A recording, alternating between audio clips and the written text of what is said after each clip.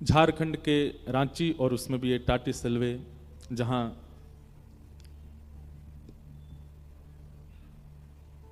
श्रीमद् भागवत की साप्ताहिक भक्ति अनुष्ठान में हम आप सब लोग अवगाहन कर रहे हैं, ये हमारा परम सौभाग्य है। रांची के, झारखंड के समस्त वैष्णवों ने सुंदर स्थान को वृंदावन में परिवर्तित कर दिया है। और ये बात निश्चित है कि जहां भागवत की कथा होती है वह स्थान, देखो एक मेरी बात ध्यान से सुनिएगा, धाम धाम कब कहलाता है? नदियां तो कई शहरों में बहती हैं, पर्वत तो कई शहरों में हैं। कभी कभी मुझे लगता है कि हमारे वृंदावन से ज्यादा वन तो झारखंड में होंगे, वृंदावन से ज्यादा वन तो रांची के आसपास होंगे, और भी कई प्रांतों में हमारे वृंदावन से ज्यादा वन होंगे। वन इतना वृंदावन में अभी बच्चा नहीं है। नदियां कई शहरों में होती हैं। अगर आप कहें कि यमुना जी से वृंदावन की घोषणा है, तो नदियां तो, यमुना जी तो कई शहरों में है।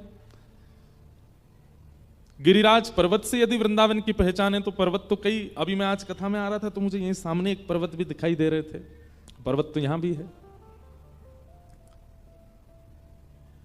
नदियों से, पर्वतों से, लता कुंज, इन वृक्षों के सघन वन से वृंदावन की पहचान है। पर वृंदावन की विशिष्ट पहचान रसिकों से है।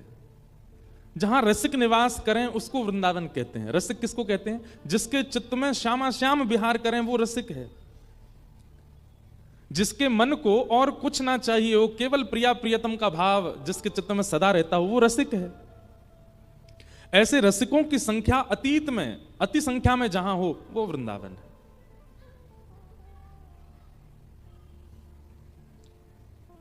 मीराबाई ने अपने आधे से ज्यादा समय, अपनी आधी से ज्यादा आयु के बाद वृंदावन में प्रवेश किया। मीराबाई कितने वर्षों तक वृंदावन नहीं आई, लेकिन मीराबाई जहां बैठती थी वहां वृंदावन प्रकट हो जाता था। क्यों? क्योंकि वो रसिक हैं, उनकी उपस्थिति में वृंदावन है।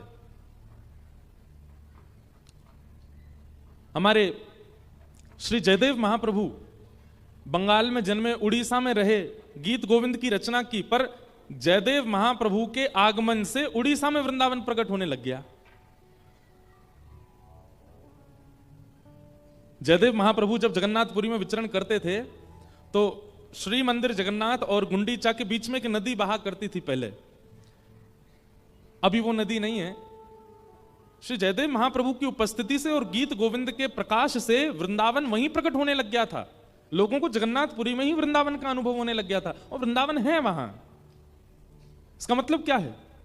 रसिक की उपस्थिति से वृंदावन का प्रादुर्भाव होता है। और जहां इतनी संख्या में रसिक बैठे हों, जहां इतनी संख्या में प्रेमी बैठे हों, आप कहेंगे हम उतनी श्रेष्ठ क्वालिटी के रसिक नहीं है, हमारे मन में तो बस भाव है, कथा हो रही है तो आ गए। अरे यह भी एक रसिक का स्वभाव है। आज की डेट में व्यक्ति के पास सबसे ज्यादा कीमती है उसका समय, और उस समय को व्यक्ति सबको नहीं दे रहा है, लेकिन आप कथा को दे रहे हैं, इतनी संख्या में दे रहे हैं, पहले दिन से ही दे रहे हैं। इतने रसिकों का एक साथ एक स्थान पर बैठ जाना ही वृंदावन को प्रकट कर देता है। हम कोई मनगढ़ंत बात नहीं कह रहे हैं, पर हां यह निश्चित है कि इस समय अगर वृंदावन में आने वालों की गिनती चित्रकेतु कर, चित्रकेतु जानते कौन है? ब्रह्मा जी के असिस्टेंट हैं चित्रकेतु। चित्रकेतु हमारे सारे पुण्यों का, धर्मों का, पापों का, सबका लेखा जोखा चित्रकेतु रखते हैं। तो वृंदावन में प्रवेश करने वालों का चित्रकेतु अगर हाजिरी लगा रहे होंगे कि इस वक्त वृंदावन में कौन कौन प्रवेश कर रहा है, तो वृंदावन प्रवेश करने वालों में उस लिस्ट में हमारा भी नाम होगा जो यहां रांची में बैठे हैं। क्यों? ये वृंदावन ही है, ये वृंदावन ही है।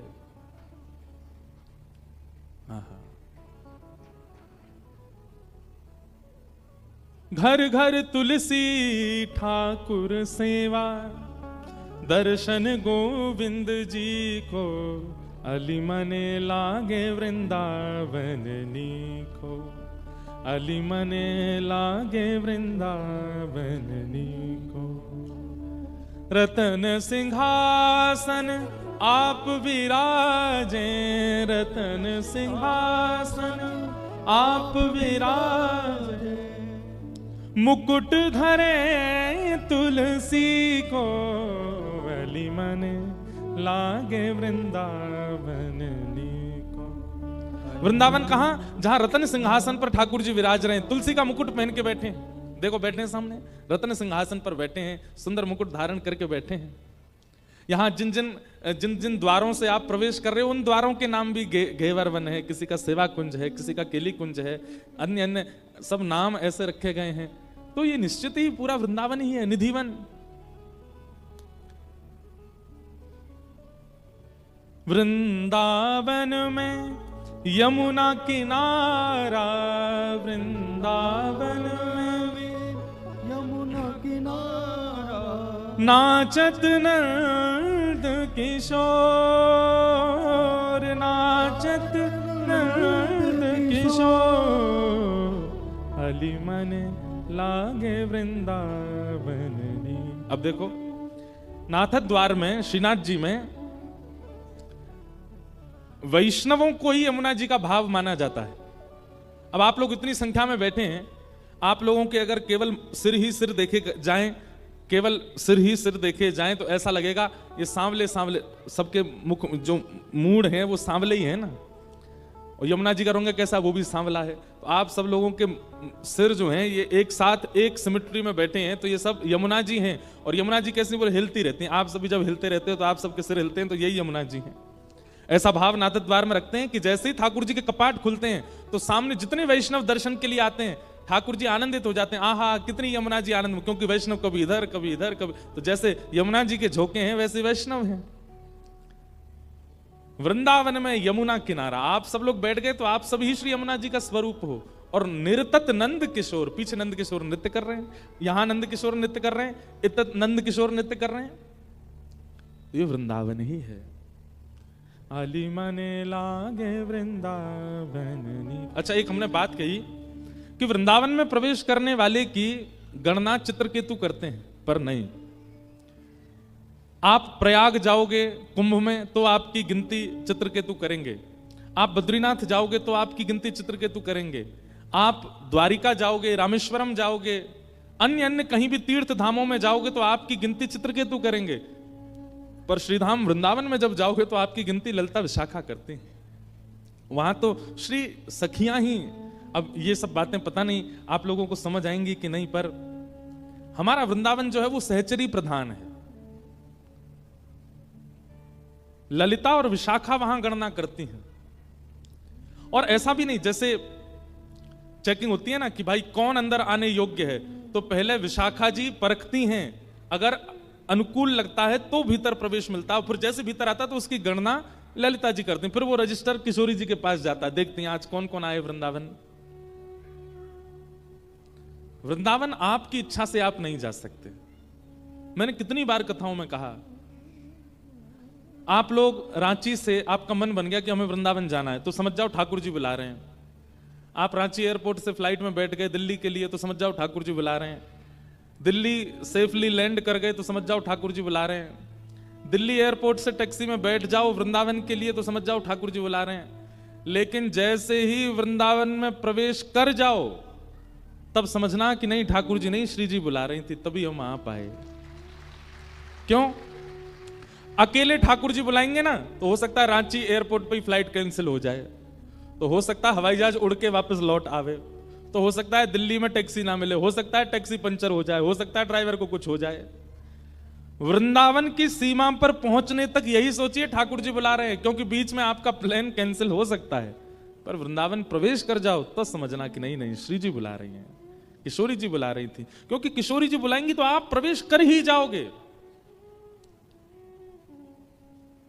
अच्छा, एक बात और, वृंदावन जाती तो दुनिया है, पर जो वृंदावन में अपना मन, अपना भाव, अपनी बुद्धि, अपने सर्वांगीण भावों को छोड़ आवे, वो रांची आकर के भी विरह व्याकुल है, उसका मन नहीं लग रहा है अब किसी कार्य में, अब बस मन वृंदावन वृंदावन रट रहा है,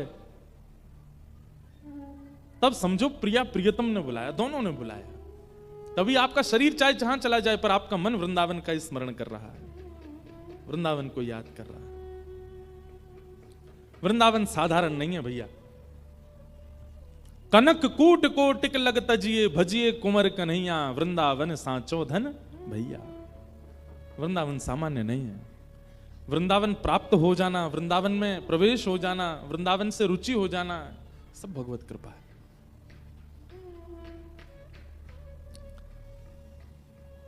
हम आप सब लोग भागवत की कथा सुन रहे हैं। कल प्रथम दिवस महात्म की चर्चा सुनी। आज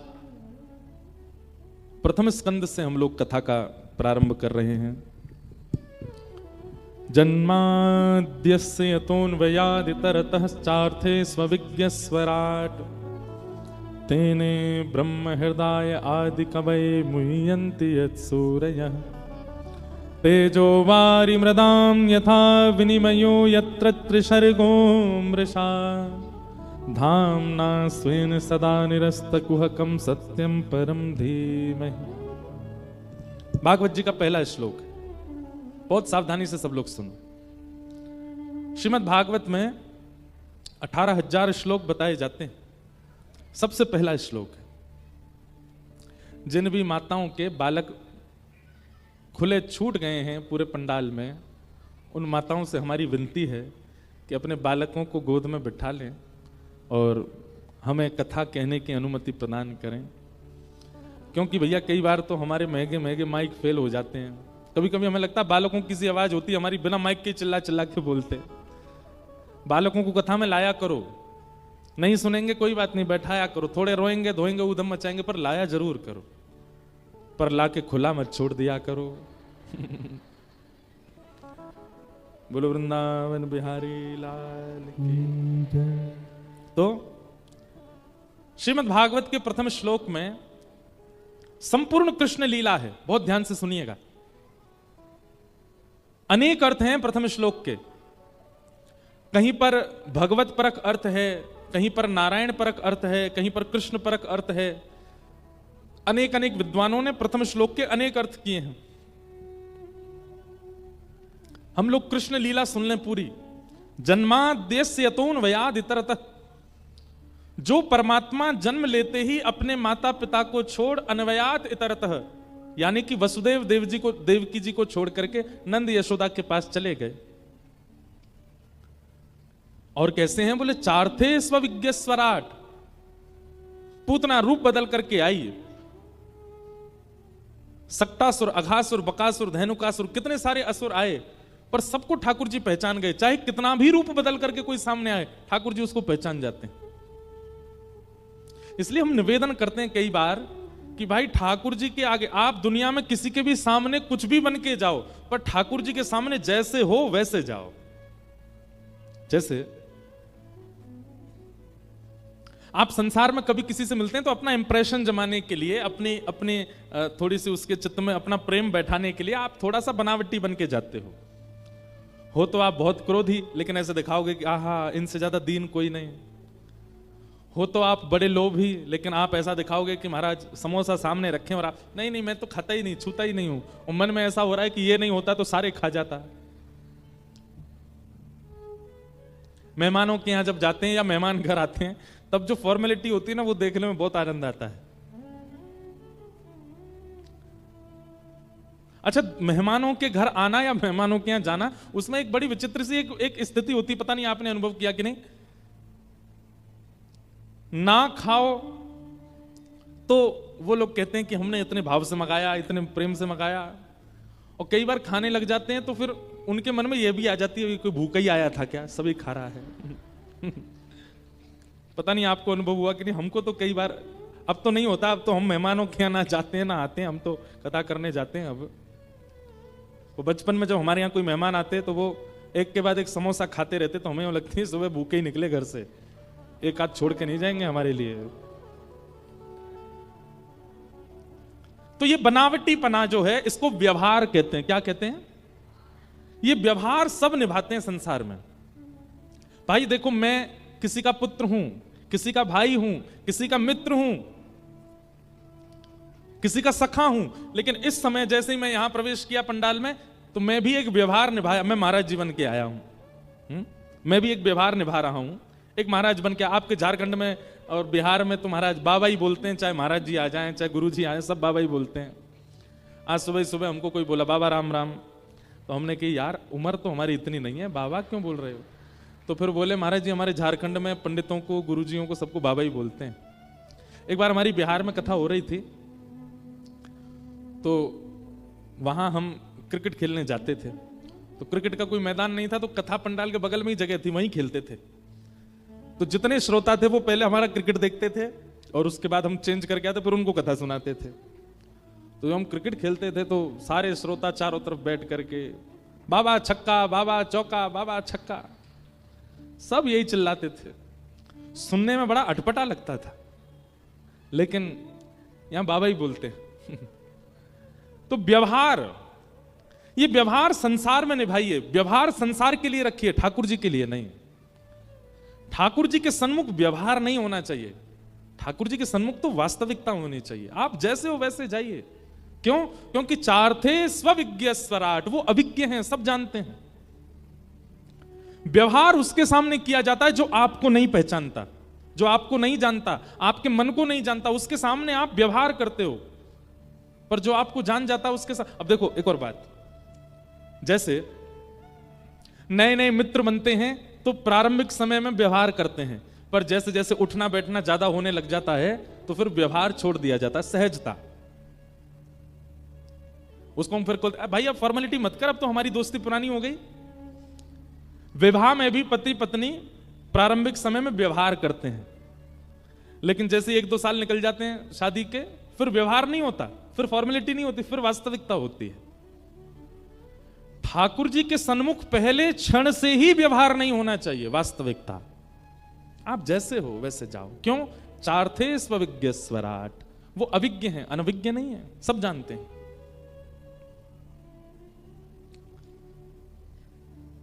तो ठाकुर जी कैसे, कितने भी राक्षस आए सबको पहचान गए, चाहे पूतना सुंदर बन करके आई, चाहे सक्टासुर रूप बदल करके आया, चाहे तृणावर्त रूप बदल करके आया, ठाकुर जी सबको पहचान गए। तो यहां इसी बात का प्रतिपादन किया जा रहा है कि ठाकुर जी सबको जानते हैं, इसलिए रूप मत बदलिए उनके आगे। और विशेष रूप से ठाकुर जी ने उनका वध किया जो रूप बदल करके आए। ठाकुर जी को व्यवहार प्रिय नहीं है, वास्तविकता। तेने ब्रह्म हृदय आदि कवये मुह्यन्ति यत् सूरयः, जिन्होंने ब्रह्मा आदि कवि को भी अपनी लीला से उसके मोह को, उसके भ्रम को दूर किया। गिरिराज धारण करके इंद्र को भी अपना आस्वादन करा दिया। तेजो वारी मृदाम यथा विनिमयो यत्र शर्गो मृषा। बहुत सावधानी से सुनिएगा। पृथ्वी, जल, अग्नि, वायु, आकाश, ये पंच तत्व हैं। ऐसी भावना रखी जाती है कि नाम जप करने वाला ठाकुर जी को प्रिय है, यज्ञ अनुष्ठान करने वाला ठाकुर जी को बहुत प्रिय है, परिक्रमा करने वाला, कथा सुनने वाला, तिलक लगाने वाला, कंठी पहनने वाला, एकादशी व्रत करने वाला ठाकुर जी को बहुत प्रिय है। पर हमारी एक बात बहुत ध्यान से सुनिएगा, पर्यावरण मित्र यदि व्यक्ति है तो वो ठाकुर जी को अतिशय प्रिय है। समझ रहे हैं बात को? पर्यावरण मित्र वृक्षों से प्रेम करता है, वातावरण को शुद्ध रखने का प्रयास करता है, पृथ्वी को स्वच्छ रखता है, वायु की शुद्धता की चिंता करता है, नदियों की गंदगी की चिंता उसके चित्त में है। ऐसे व्यक्ति की चिंता ठाकुर जी को होती है फिर, क्योंकि स्वयं श्री कृष्ण भी पर्यावरण से बहुत प्रेम करते हैं। हमारे ठाकुर जी को महल बिहारी नहीं कहा जाता, क्या कहा जाता? कुंज बिहारी। क्या कहते हैं? कुंज बिहारी। ठाकुर जी महलों में नहीं रहते। हमारे वृंदावन के ठाकुर जी कहां रहते हैं? लता गुल्म वृक्षों में रहते हैं। कुंज बिहारी, वृक्षों से प्रेम। हमारे ठाकुर जी को गिरिवरधारी कहा जाता है, पर्वतों से प्रेम।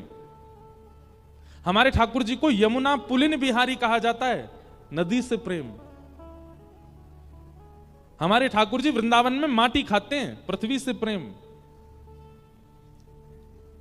पृथ्वी, अग्नि, जल, वायु, आकाश। भगवान ने 2 बार दावाग्नि पी है, भागवत में कथा आती है। ठाकुर जी 2 बार अग्नि पी गए वृंदावन की लीला में। अग्नि की पवित्रता का भी ध्यान रखते हैं। और तृणावर्त नाम का बवंडर रूपी एक राक्षस आया था, उसको मार करके ठाकुर जी वायु को पवित्र करते हैं, सबसे प्रेम करते हैं। पर्यावरण शुद्धिकरण का ही काम किया है श्री कृष्ण ने अवतार धारण करके। और हम यदि तिलक लगाते हैं, यज्ञ करते हैं, जप करते हैं, कंठी पहनते हैं, एकादशी करते हैं, लेकिन पर्यावरण को शुद्ध नहीं रखते, ठाकुर जी प्रसन्न नहीं रहेंगे। इसलिए हमारी हाथ जोड़ के प्रार्थना, अगर आप वैष्णव धर्म अपनाते हो तो पर्यावरण मित्र भी बनिए। अगर आपके चित्त में पर्यावरण की चिंता नहीं है तो आपके द्वारा किए गए व्रत, नियम, धर्म, अनुष्ठान आदि आदि, इनसे ठाकुर जी प्रसन्न नहीं होंगे। ठाकुर जी को पर्यावरण बहुत अच्छा लगता है। हमारे वृंदावन से तो हम थोड़े से उदास हैं, वृंदावन से उदास नहीं है। वृंदावन आने वाले और वृंदावन के प्रशासन के लोग वृंदावन के प्रति बिल्कुल चिंता व्यक्त नहीं करते। वृंदावन में वन नहीं बचे, वृंदावन में हम स्वयं वृंदावन निवासी हैं। 28 वर्ष की आयु हो गई। 28 वर्ष में पिछले 11-12 वर्षों में आचमन तक नहीं किया होगा अच्छे से यमुना जी का। है ही नहीं जल ऐसा आचमन कर सके। कभी कभी मन में बहुत चिंता होती है कि श्री ठाकुर जी को हम कैसा वृंदावन प्रदान कर रहे हैं। भीड़ तो बहुत हो रही है वृंदावन में, रसिकों की और दर्शनार्थियों की भीड़ तो बहुत हो रही है, पर ठाकुर जी को जो चाहिए वो वृंदावन हम नष्ट करते जा रहे हैं। इसलिए हमारी आपसे प्रार्थना है, हम तो चाहते हैं कि हम ऐसी कोई पहल लेकर के चलें। कथाओं में इतने वैष्णव आते हैं, इतने युवा आते हैं, वृंदावन को पुनः वन बनाया जाए, वृंदावन फिर से वन बने, वृंदावन में यमुना जी परम पवित्र हो जाएं, शुद्ध हो जाएं। हमारे ठाकुर जी शायद फिर से रमण करने लगेंगे वृंदावन में।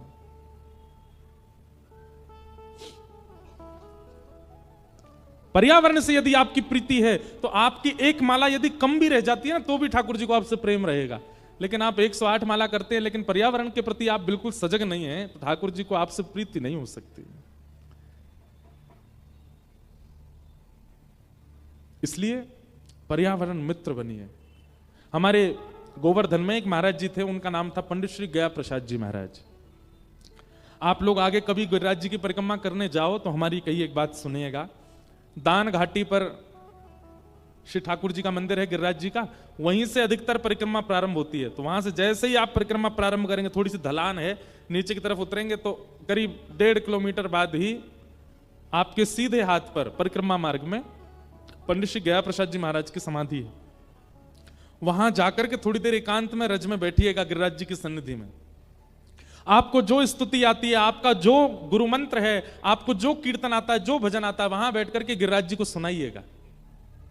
और फिर जो आपका अनुभव होगा उसको अपने मन में रखिएगा। हम कभी मिलें अगर भविष्य में तो हमको बताइएगा, निश्चित होगा। तलहटी गोवर्धन की रहिए, तलहटी गोवर्धन की रहिए। हमारे ब्रज में गाते हैं, एक पद है तल है। अच्छा, आप में से गिरिराज जी गए कितने लोग हैं? हाथ ऊपर करना। जय। जितने लोग कथा पंडाल में हैं उसके लगभग 15% लोग ही गए हैं। अगली बार ब्रज जाइए, बिना गिरिराज जी की परिक्रमा लगाए मत आइएगा लौट करके। हम एक बात घोषणा करके कह रहे हैं कथा में, ठाकुर जी यदि आपसे प्रसन्न हो गए तो वृंदावन में 2 स्थान ऐसे हैं जहां ठाकुर जी आपको दर्शन दे सकते हैं। यदि मन बनाएंगे दर्शन देने का तो 2 ही स्थान हैं, या तो वृंदावन में यमुना का तट, वहां ठाकुर जी आपको दिख सकते हैं, या गोवर्धन की तलहटी श्री गिरिराज जी। हमारे श्याम सुंदर कहां हैं वृंदावन में? यमुना के तट पर या गिरिराज जी की तलहटी में। वैसे तो सर्वांगीण ब्रजमंडल श्री कृष्ण है, परंतु जैसे होता है ना, किसी बड़े व्यक्ति से मिलना है तो उसके कार्यालय पे जाओ, या जहां वो सबसे मिलता है वहां जाओ, जहां ज्यादा उसका आवागमन रहता है वहां जाओ। तो हमारे ठाकुर जी रहते तो पूरे वृंदावन में है, पूरे ब्रज में है, लेकिन विशेष आवागमन ठाकुर जी का यमुना जी के तट पर और गिरिराज जी की तलहटी में। गिरिराज जी जाके क्या करना चाहिए इस पद में लिखा है, ध्यान से सुनिएगा और गाइएगा हमारे साथ। तलहटी गोवर्धन की रहिए, तलहटी गोवर्धन की रहिए। हो तन पुलकित ब्रज रज में लोटत, तन पुलकित ब्रज रज वृंदावन में, हमारे ब्रजमंडल में। भैया देखो, कल हमने कथा में कहा था कि रांची की ये कथा पूर्ण रूपेण ब्रज के भाव से ही कहेंगे हम। और इसमें कारण ये है कि इतना ब्रज ब्रज ब्रज ब्रज चारों ओर दिखा दिया हमको कि अब हम यहाँ ज्यादा ज्ञान वैराग्य की चर्चा कर नहीं पाएंगे। हमको वृंदावन ही याद आ रहा है यहाँ पे, इसलिए सुनिएगा ब्रज भाव। वृंदावन में जाइए और जाकर के महाराज वृंदावन की रज में यमुना जल मिलाइए और यमुना जल मिला करके सिर पर लगा लीजिए, अपने गालों पर लगा लीजिए, बढ़िया रज यहाँ लगा लो। सुंदर वृंदावन की रज में लौट करके अपने सर्वांगीण अंग को ब्रज रज में अंकित कर दो। उससे क्या होगा? तन ने जितने भी पाप किए होंगे, तन से जो भी पाप बन चुके होंगे, सब नष्ट हो जाएंगे वृंदावन की रज से। तन पुलकित ब्रज रज में लौटत, तन पुलकित ब्रज रज में लौटत, गोविंद कुंड में नैये, गोविंद कुंड में नैये, तलहटी गोवर्धन के तलहटी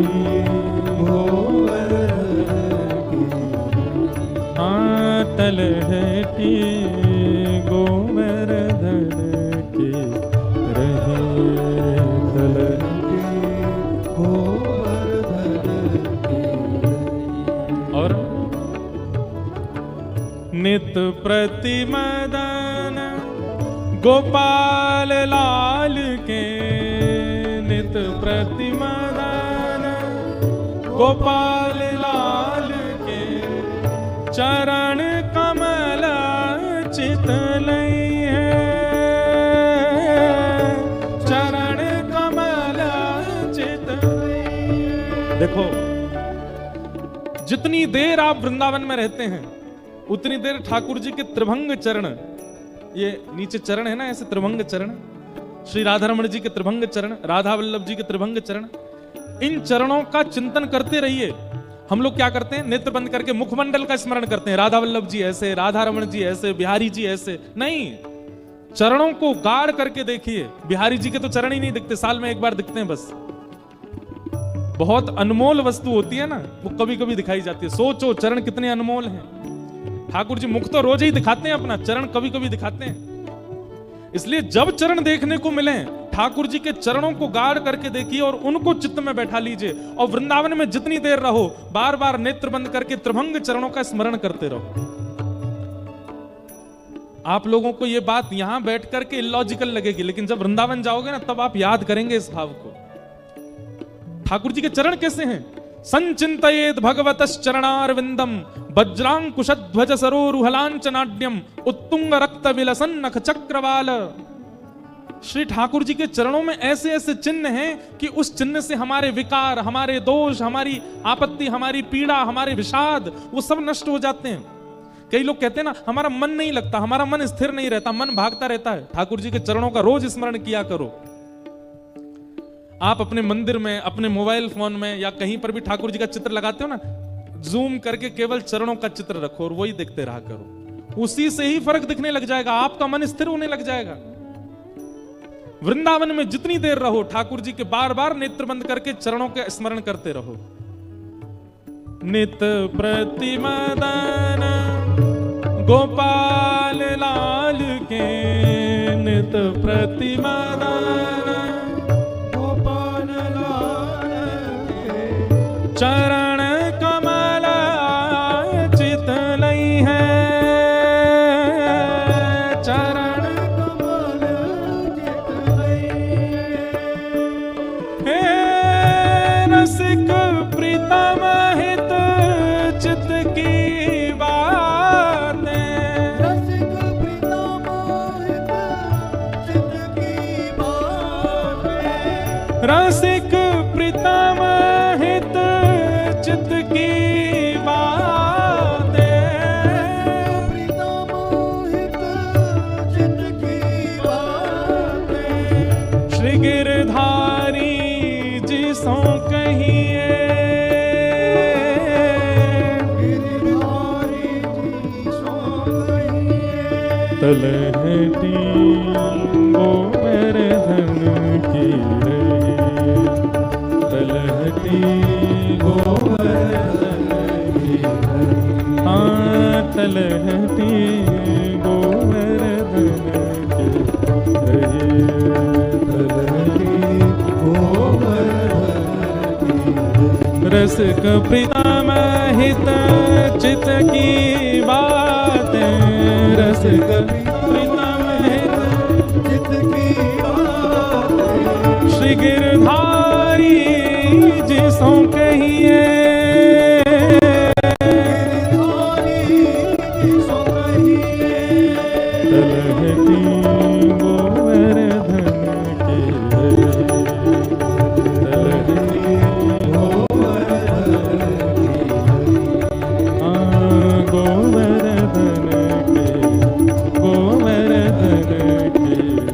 गोवर्धन अंतिम बात, ये पॉइंट्स याद रखने हैं आपको। पहला क्या था? तन पुलकित ब्रज रज में लोटत, गोविंद कुंड में नहिए। गोविंद कुंड में, सुरभि कुंड में, या फिर श्री यमुना जल में स्नान करो और ब्रज की रज अपने अंग से लगा लो। और जब तक वृंदावन में रहो ब्रज रज लगी रहनी चाहिए अंग से। और दूसरी बात क्या है? नित प्रति मदन गोपाल लाल के चरण कमल चितलई है। ठाकुर जी के श्री चरणों का स्मरण करते रहिए जितनी देर वृंदावन में रहिए। और तीसरी बात बहुत जरूरी, ध्यान से सुनिएगा, रसिक प्रीतम हित चित की बातें श्री गिरधारी जी सो कहिए। जब आप गिरिराज जी जाओ तो वहीं पंडित गया प्रसाद जी महाराज की समाधि है, बिल्कुल वन है, वहां ज्यादा कुछ नहीं, केवल बंदर होंगे और कोई नहीं होगा। वहां जाकर के किसी कुंज के नीचे चुपचाप बैठ जाना। गिरिराज जी पे मत चढ़ना ऊपर, नहीं तो कोई ब्रजवासी बहुत मारेगा। ऊपर मत चढ़ियो, वहीं कुंज में ही रहियो। वहां बैठ करके श्री गिरिराज जी की तरफ मुख करके आपको जो पद आता हो, जो कीर्तन आता हो, जो गुरुदेव के द्वारा प्रदत्त नाम जप हो, आपका गुरु मंत्र हो, उसका जाप करके गिरिराज जी को सुनाओ। और वह पूर्ण करने के बाद फिर अपने मन के भाव गिरिराज जी से कहो। ये मत कहना कि हमारे पेपर आ रहे हैं, पास करा दो, हमारे ये काम नहीं बन रहे, ऐसे करा दो, ये करा। नहीं, ठाकुर जी से ऐसे चर्चा करो जैसे किसी सखा से करते हैं। हे गिरिराज जी, आप कैसे हैं? ठीक हैं, आनंद में हैं, हम रांची से आए हैं, परिक्रमा करने आए हैं, हमारे मन में आप प्रकाश कीजिएगा ठाकुर जी, हमारे अंदर बड़े दोष हैं, हम ऐसा ऐसा कर्म करते हैं, हम गलत खाते हैं, हम गलत व्यवहार करते हैं, हम ईर्ष्या करते हैं, आप हमारे चित्त को प्रसन्न कर देना है नाथ, और कुछ नहीं चाहिए हमें। कभी कभी मैं कथा में कहता हूं कि व्यक्ति भगवान से सब मांगता है, लेकिन जो मांगना चाहिए वो नहीं मांगता। क्या? ठाकुर जी से कभी ये नहीं मांगता कि हे ठाकुर जी मुझे सरल बना दो, कभी नहीं मांगता। ठाकुर जी से कहेगा धनवान बना दो, करोड़पति बना दो, योग्य बना दो, ऐसा बना दो, मेरे बच्चे ऐसे कर दो, पत्नी ऐसी कर दो। पर कभी ठाकुर जी से ये क्यों नहीं कहता कि मुझे सरल बना दो, मुझे सहज बना दो, मुझे निर्मल बना दो? कभी नहीं कहता, कोई नहीं कहता। रसिक प्रीतम हित चित्त की बातें श्री गिरधारी जी सो कहिए, तलहटी गोवर्धन की रही है। गिरिराज जी से थोड़ी देर बैठ के वार्ता करना, और ये मान करके नहीं कि ये पाषाण हैं, ये मान करके साक्षात श्री कृष्ण हैं, वो बात करो। और चर्चा करने के बाद फिर गिरिराज जी की परिक्रमा करो। आपने जितनी चर्चा गिरिराज जी से करी है ना, सबके प्रति उत्तर पूरी परिक्रमा में आपको मिलते रहेंगे। ऐसा लगेगा गिरिराज जी कुछ कह रहे हैं कान में, गिरिराज जी कुछ बात कर रहे हैं। ये सब बहुत अंतरंग रसिकों की बातें हैं, हम पता नहीं क्यों आपके बीच कह रहे हैं, पर कह रहे हैं। कोई रसिक ही बैठा है यहाँ पे, इसलिए निकल रही हैं बातें। ये सब ब्रज जावे वारे और ब्रज में रहवे वारे इनके काजे सूत्र हैं। तो ये चर्चा हमने क्यों की? पर्यावरण से प्रीति जिसकी है, ठाकुर जी को प्रीति उससे है। आपका नाम जब, आपका तिलक, आपकी एकादशी, आपकी तुलसी, निष्ठा, इन सब निष्ठाओं में बढ़ोतरी होने लग जाएगी अगर आप पर्यावरण से प्रीति करने लग गए तो। लेकिन केवल नाम जप और तिलक आदि के भाव में ही है, पर्यावरण के प्रति आपका कोई सजगता का भाव नहीं है, तो आपकी भक्ति में कहीं ना कहीं कटौती होती रहेगी। तो पंडित श्री गया प्रसाद जी महाराज के लिए मैं चर्चा ये कर रहा था, आपकी सेवा क्या थी? आप गिरिराज जी में रहते थे और आपकी एक ही सेवा थी, क्या? पूरी गिरिराज जी की परिक्रमा आप करते थे। और कैसे करते थे? सोहनी करते हुए। सोहनी किसको कहते हैं? हमारे ब्रज में सोहनी कहते हैं आपके यहां झाड़ू लगाने को। झाड़ू लगाना समझते हैं? यहां पे झाड़ू ही बोलते हैं ना, और तो कुछ नहीं बोलते। पूरे गोवर्धन में परिक्रमा करते और झाड़ू लगाते भय, सोहनी करते भय। और सोहनी भी देखिए, झाड़ू लगाने वाले जो हैं वो जोर जोर से झाड़ू लगाते हैं, पर श्री पंडित गया प्रसाद जी महाराज इतने धीमे धीमे सोहनी करते थे कि ब्रज रज भी रानी हैं, इनको चोट ना लगे, इनको पीड़ा ना हो, इतने धीमे धीमे सोहनी करते थे। किसी ने कही बाबा तुम सोहनी काहे को करो? तो बोले अरे तू जाने ना है, नंद को लाला आवेगो, आकर के यहाँ विचरण करेगो, और कहीं वाके पामन में कांटे लग गए तो, वाके पामन में कछु गंदगी लग गई तो, या हमारे में सोहनी कर रहा हूं पूरे ब्रज रज की। और उनका नियम था कि जब सोहनी करते करते झाड़ू छोटी सी हो जाती थी तो फिर ब्रज रज में गड्ढा करके और उसमें पुष्प पधरा के फिर सोहनी को उसमें विराजमान करके ऊपर से मिट्टी ढकते और फिर महाराज भंडारा करते। और भंडारा करके कहते बोले भैया बड़ भागनी है ये सोहनी, अपने जन्म से लेके अंत तक ब्रज रज में ही रही, कहीं और गई नहीं। कितनी बड़ भागनी है। अद्भुत भाव है ब्रज का। ऐसी सेवा भाव हमारे चित्त में कब आएगा ठाकुर जी के प्रति, ब्रज के प्रति?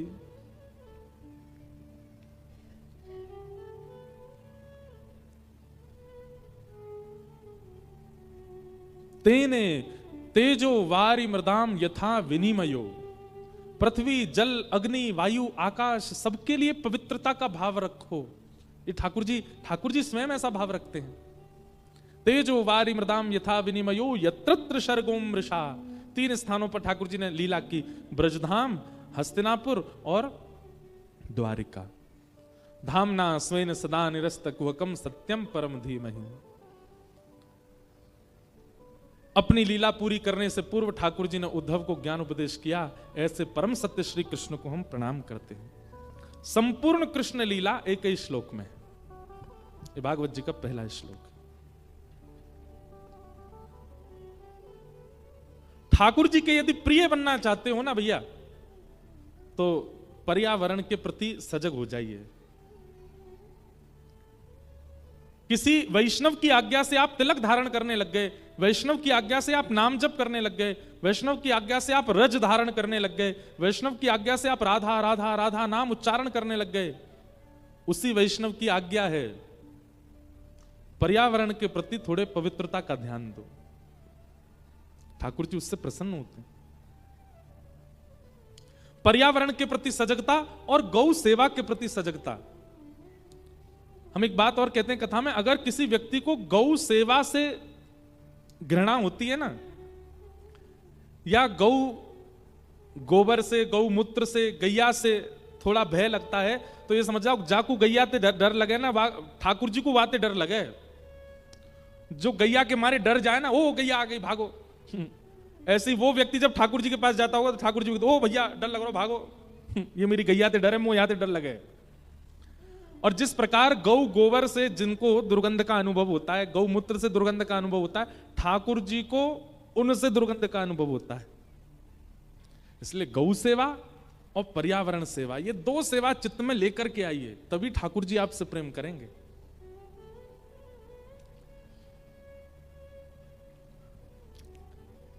भागवत जी के पहले श्लोक में संपूर्ण कृष्ण लीला सुनाई गई। दूसरे श्लोक में 4 बातें हैं, विषय, अधिकारी, संबंध और प्रयोजन। बहुत ध्यान से सुनिएगा।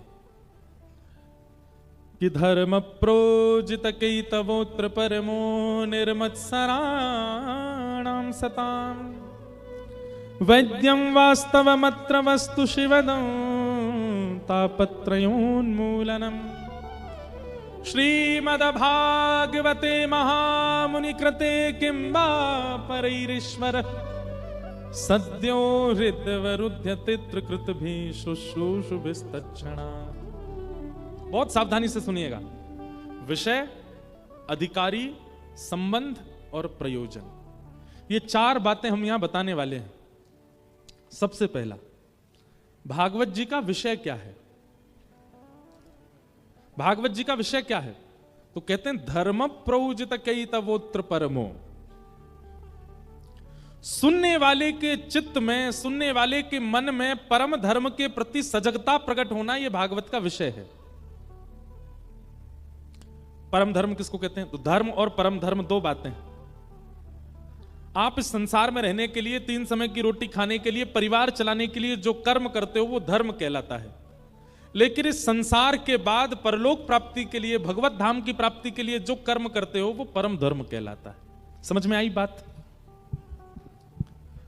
अपने परिवार के पालन के लिए, 3 समय की रोटी पाने के लिए, एक प्रकार से व्यवहार निभाने के लिए जो भी कर्म आप करते हो, आप दुकान चलाते हो, आप जॉब करते हो, आप बिजनेस करते हो, आप ड्राइवर हो, आप पायलट हो, आप जो कुछ भी हो, सजगता से और बिना किसी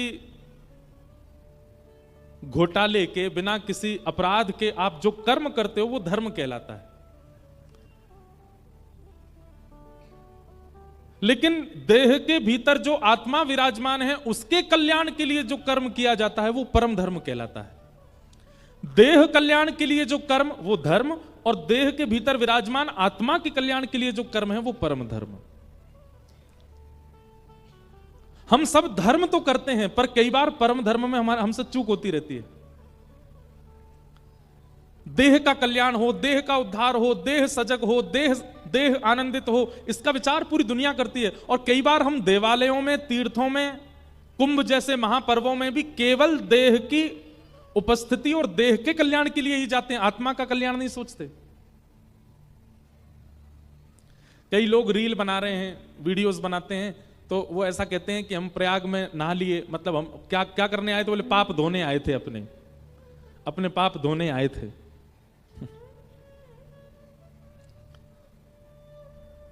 आप प्रयागराज कुंभ गए और संगम में स्नान करने के बाद भी वैसे ही हो जैसे पहले थे, तो फिर आपके कोई पाप नहीं धुले। भाई हॉस्पिटल गए हो, बीमार थे इसलिए गए हो, लेकिन जब डिस्चार्ज होके आओगे तो पहले से स्वस्थ होने चाहिए ना।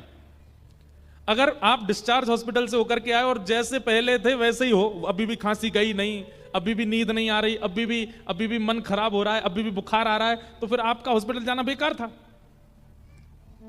आप प्रयागराज कुंभ गए, आप तीर्थराज गए, आप संगम स्नान करके आए, लेकिन जैसे रांची से गए थे, नहा धो के लौट गया, वैसे ही हो, कोई परिवर्तन नहीं है, तो आपका जाना व्यर्थ था।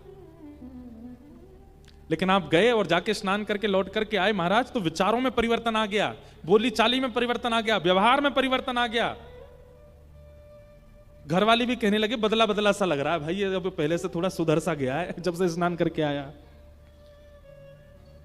पर ऐसा किसी के साथ नहीं हो रहा है, सब केवल डुबकी लगाने में ही होड़ लगा रहे हैं, परिवर्तन तो हो ही नहीं रहा है।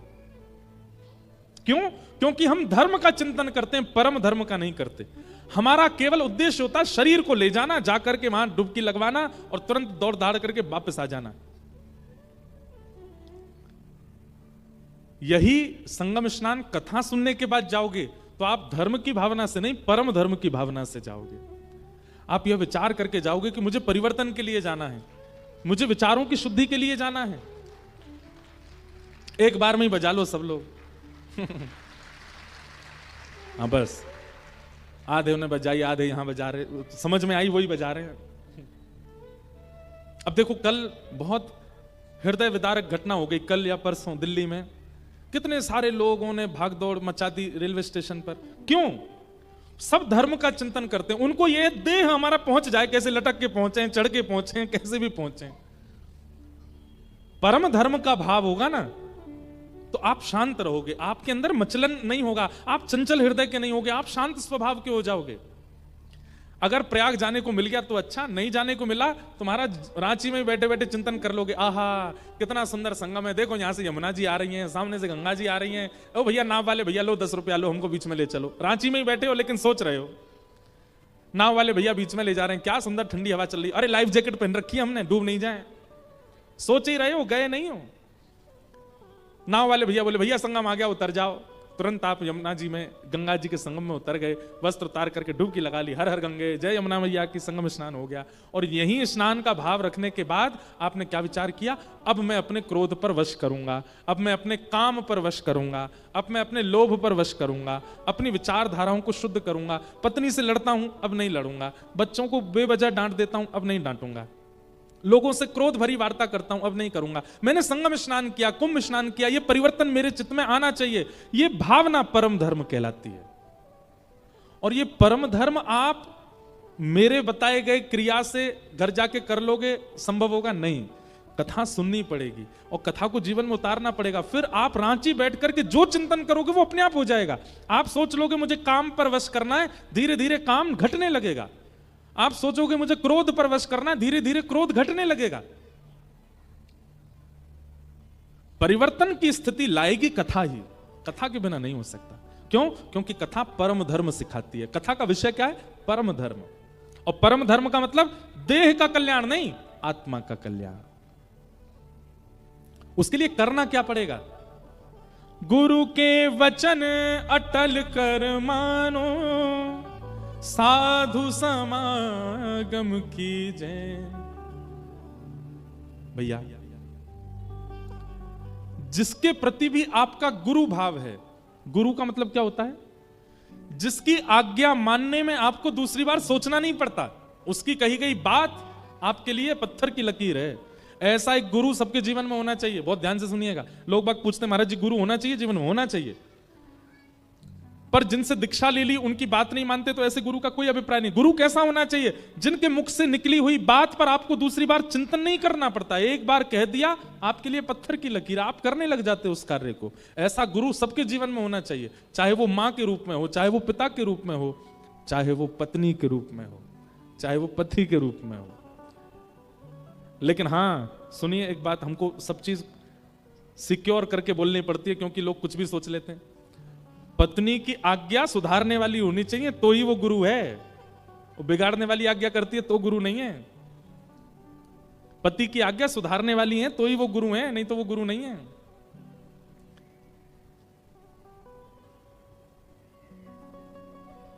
गुरु, गुरु शब्द का अर्थ क्या है? गु कहते हैं अंधकार को और रू कहते हैं निवृत्ति को। जिसकी वाणी से, जिसकी उपस्थिति से, जिसके दर्शन से आपके हृदय का अज्ञान रूपी अंधकार समाप्त हो जाता हो, उसको गुरु कहते हैं। और ये कोई भी हो सकते हैं। दत्तात्रेय जी के 24 गुरु हैं। अगर आप चाहते हैं कि आपका मन परिवर्तनशील हो, आप जो विचार करो, परिवर्तन करना चाहो, वो तुरंत होने लग जाए, उसके लिए गुरु आज्ञा मानना प्रारंभ कर दीजिए। आपको भक्ति में वर्धन चाहिए, गुरु आज्ञा से हो जाएगा। और इसका सबसे बड़ा प्रमाण पता कौन है? हमारे ब्रजमंडल में प्रगटे श्री सूरदास जी महाराज। कौन? सूरदास जी। सूरदास जी के पास नेत्र नहीं थे, जन्म से ही नेत्र नहीं थे। कहीं कहीं कथा ऐसी आती कि वो जन्म के बाद नेत्र थे, पर उनको कुछ बीमारी हुई जिसके बाद उनके नेत्र चले गए। कहीं कहीं ऐसा लिखा है कि जन्म से अंधे थे। लेकिन सूरदास जी, उन पर श्रीमद वल्लभाचार्य जी की कृपा हुई, और जैसे ही वल्लभाचार्य जी की कृपा हुई, सूरदास जी बिना नेत्र के होते हुए भी ठाकुर जी की नित्य लीलाओं का दर्शन करते थे। हम नेत्र होने के बाद भी ठाकुर जी का वैसा दर्शन नहीं कर पाते जैसा बिना नेत्रों के सूरदास जी दर्शन करते थे। प्रसिद्ध कथा है, थोड़ी सी कहूंगा, कि सूरदास जी रोज जाकर के और ठाकुर जी के रूप का वर्णन कर देते थे। आज ठाकुर जी ने पीली पोशाक पहनी है, सिर पर 5 मोर वाला मोरपिच्छ धारण किया है, आज ठाकुर जी ने मोतियों की लड़ पहनी है, आहा, कानों में मकराकृत कुंडल, मकराकृत कुंडल मतलब मगरमच्छ की आकृति वाले। इतनी गहराई से वर्णन कर देते थे ठाकुर जी के श्रृंगार का। सब लोग चकित रहते, यार इनको दिखता है नहीं, ये गा कैसे देते हैं ठाकुर जी का रूप। एक दिन पुजारी जी ने ठाकुर जी को वस्त्र नहीं पहनाए, केवल एक कौपीन पहना दी, छोटी सी कौपीन, और गले में मोतिन की माला पहना दी। जैसे ही पर्दा खोला तो सूरदास जी से कहा, सूरदास जी आज बता के दिखाओ ठाकुर जी कैसे लग रहे हैं। ऐसा हो सकता है ये रोज सोच के आते होंगे, आज पीली पोशाक के बारे में बोलूंगा, आज नीली पोशाक के बारे में बोलूंगा, और संभवतः ठाकुर जी वैसा ही पहन लेते हैं। आज हमने ठाकुर जी को पोशाक ही नहीं पहनाई, आज गा के सुनाए। बताइए सूरदास जी ठाकुर जी कैसे लग रहे हैं। सूरदास जी पहले तो हंसे और दूर से बलैया लेने लगे, आज तो बहुत ही प्यारे लग रहे हैं, बहुत सुंदर लग रहे हैं ठाकुर जी। बोले बताओ, गा के बताओ कैसे लग रहे हैं। सूरदास जी गाने लगे, आज हरि देखे नंगम नंगा, आज हरि देखे नंगम नंगा, मोतिन माल गले उर साजे, छवि के उठत तरंगा। जैसे ही सूरदास जी ने पद गाया, सब दर्शनार्थियों के नेत्र सजल हो गए। सूरदास, आज तुम्हें बताना ही पड़ेगा, तुम्हारे पास नेत्र नहीं है, तुम्हें कैसे दिख जाते हैं ठाकुर जी। तब सूरदास जी कहते हैं, मैं बताऊंगा लेकिन मानना पड़ेगा। बोले बताओ। तब सूरदास जी कहते हैं, गुरु की आज्ञा पर दृढ़ विश्वास, गुरु के वचनों पर पूर्ण भरोसा। उस भरोसे ने मुझको बिना नेत्र होते हुए भी ऐसे नेत्र प्रदान किए हैं कि मैं ठाकुर जी की लीला का दर्शन कर लेता हूं।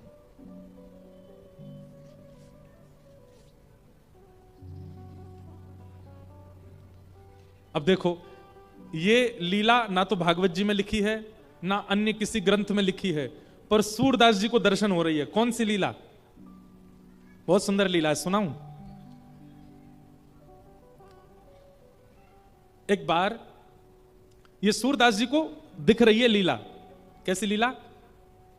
बोले एक बार कीर्ति मैया, राधा रानी की माता जी का नाम क्या है? कीर्ति मैया। कीर्ति मैया श्री किशोरी जी तो बोली, लाली तू अब बड़ी है गई है, तू अब सुघड़ है गई है। ब्रजभाषा में बोले, समझेंगे आप लोग? लाली अब तू सुघड़ है गई है, अब तू बड़ी है गई है, अब नेक नेक घर के काम करो कर। तो किशोरी जी बोली, आज्ञा करो मैया, कहा करूं? तो किशोरी जी बोली, कीर्ति मैया बोली, लाली गौशाला में जाके गैया को दूध काढ़नो सीख, दूध काढ़े कर गैया को।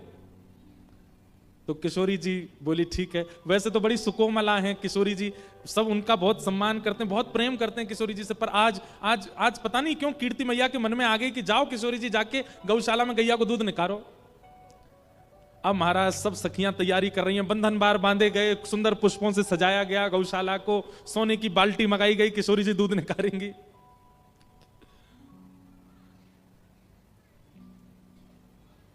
कहीं ना कहीं से ये खबर ठाकुर जी के कान में पहुंच गई। ठाकुर जी जैसे ही पता चली किशोरी जी दूध निकारवे वाली, ठाकुर जी तो उसमें एक्सपर्ट हैं, दूध निकारवे में एक्सपर्ट हैं ठाकुर जी। तो ठाकुर जी अपने सब सखान के संग बोले, चलो चलो आज बरसाने चलने। बोले काय को? बोले किशोरी जी दूध निकालेंगी, जल के देखेंगे कैसे निकाल रही हैं। ठाकुर जी के काल में दूध निकालना, दही जमाना, मक्खन निकालना, ये बहुत बड़े बड़े काम होते थे। अगर ये कोई करना जानता है तो उसकी बड़ी प्रशंसा होती थी पूरे नगर में, गांव में। ओ भैया यहाँ पे दूध काढ़वा आवे। जैसे आजकल के बच्चों को विवाह होता है तो पूछते हैं ना, आपका बेटा क्या करता है? बोले इंजीनियर है, बेंगलोर में जॉब करता है। तो सब लोग, ओ भाई बेटी ब्याहने लायक लड़का है। ऐसे ही ठाकुर जी के काल में पूछते थे, आपका लड़का क्या करता है? बोले गैया चराने जाता, भांडीर बन। बोलो ओहो वाह वाह वाह, फिर तो छोरी ब्याहवे लायक है। कितनी गैया चरावे? तो कितनी गैया चरा लेता है अकेला लाला, उस पे बेटी ब्याहते थे। हमारे ठाकुर जी 9 लाख गैया चराते। कितने? 9 लाख। ठाकुर जी से बड़ा एक्सपर्ट नहीं दूध निकारवे में, दही जमावे में, गैया को दूध, गैया को हांकवे में।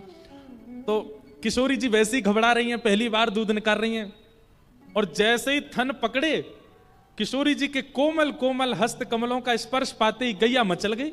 और गैया जैसी मचली सो किशोरी जी घबरा गई। सब सखीन ने गैया को संभालो, किशोरी जी आप दूध निकालो। अब ये सूरदास जी का दर्शन है, जिनके पास नेत्र नहीं है। गुरु कृपा से उनको कलयुग में बैठे बैठे द्वापर युग का दर्शन होता था। जैसे ही किशोरी जी ने नेक थन पकड़े और धीमे धीमे दूध निकालने लगी, इतने में ही श्याम सुंदर आ गया। अब श्याम सुंदर के आते ही तो किशोरी जी और घबरा गई, अब कैसे निकालूं? अब हाथ तो गैया के थनन को पकड़ रहे हैं, पर नेत्र श्याम सुंदर को देख रहे हैं। ठाकुर जी दूर खड़े खड़े अपने नैन मटका रहे हैं। किशोरी जी और घबरा गई।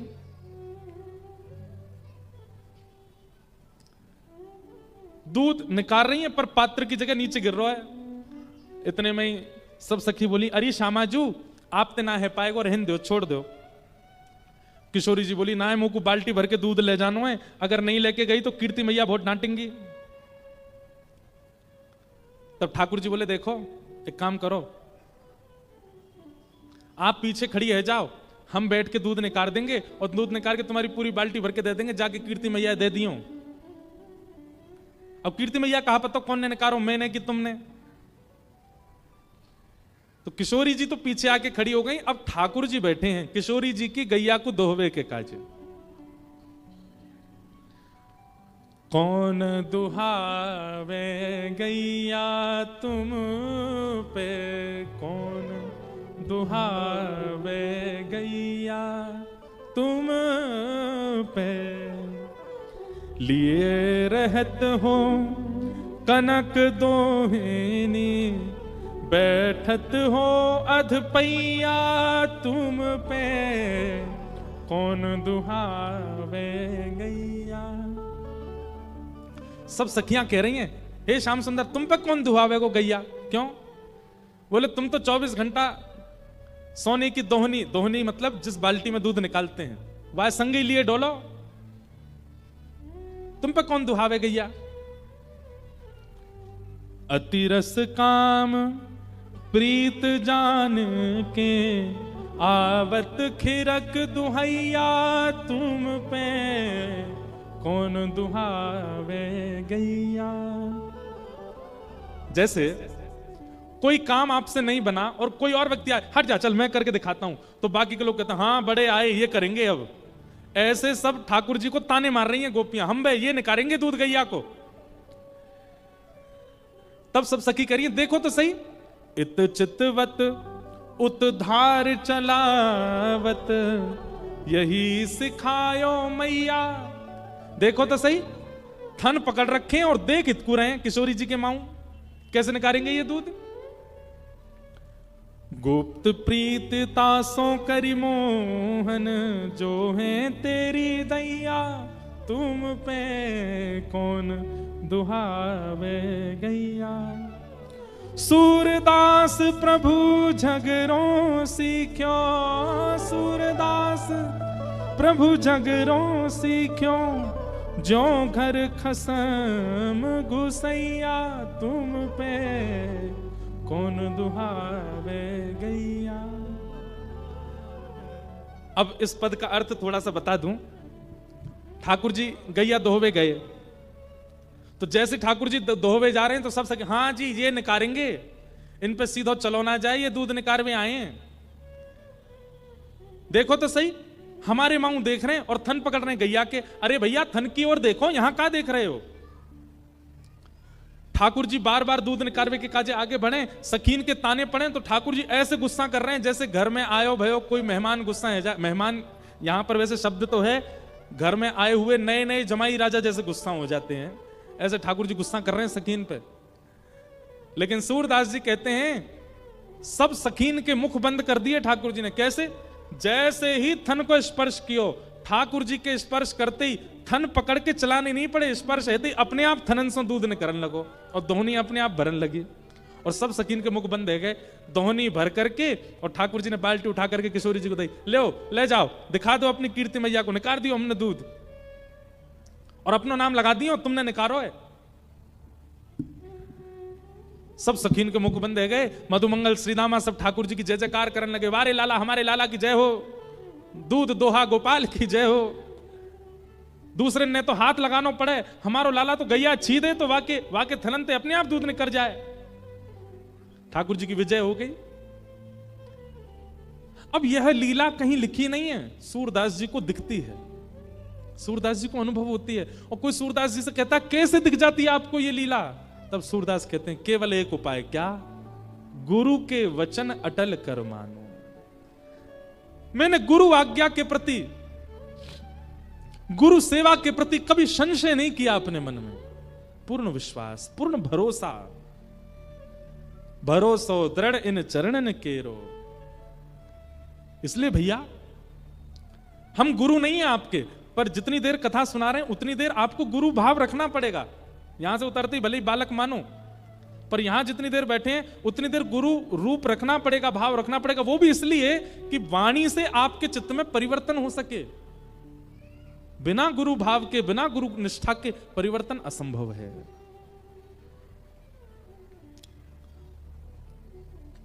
तो भागवत जी का विषय क्या है? धर्म नहीं, परम धर्म। और परम धर्म क्या है? तन नहीं, आत्मा का उद्धार, चित्त का उद्धार, वो परम धर्म है। तो ये भागवत जी का विषय है।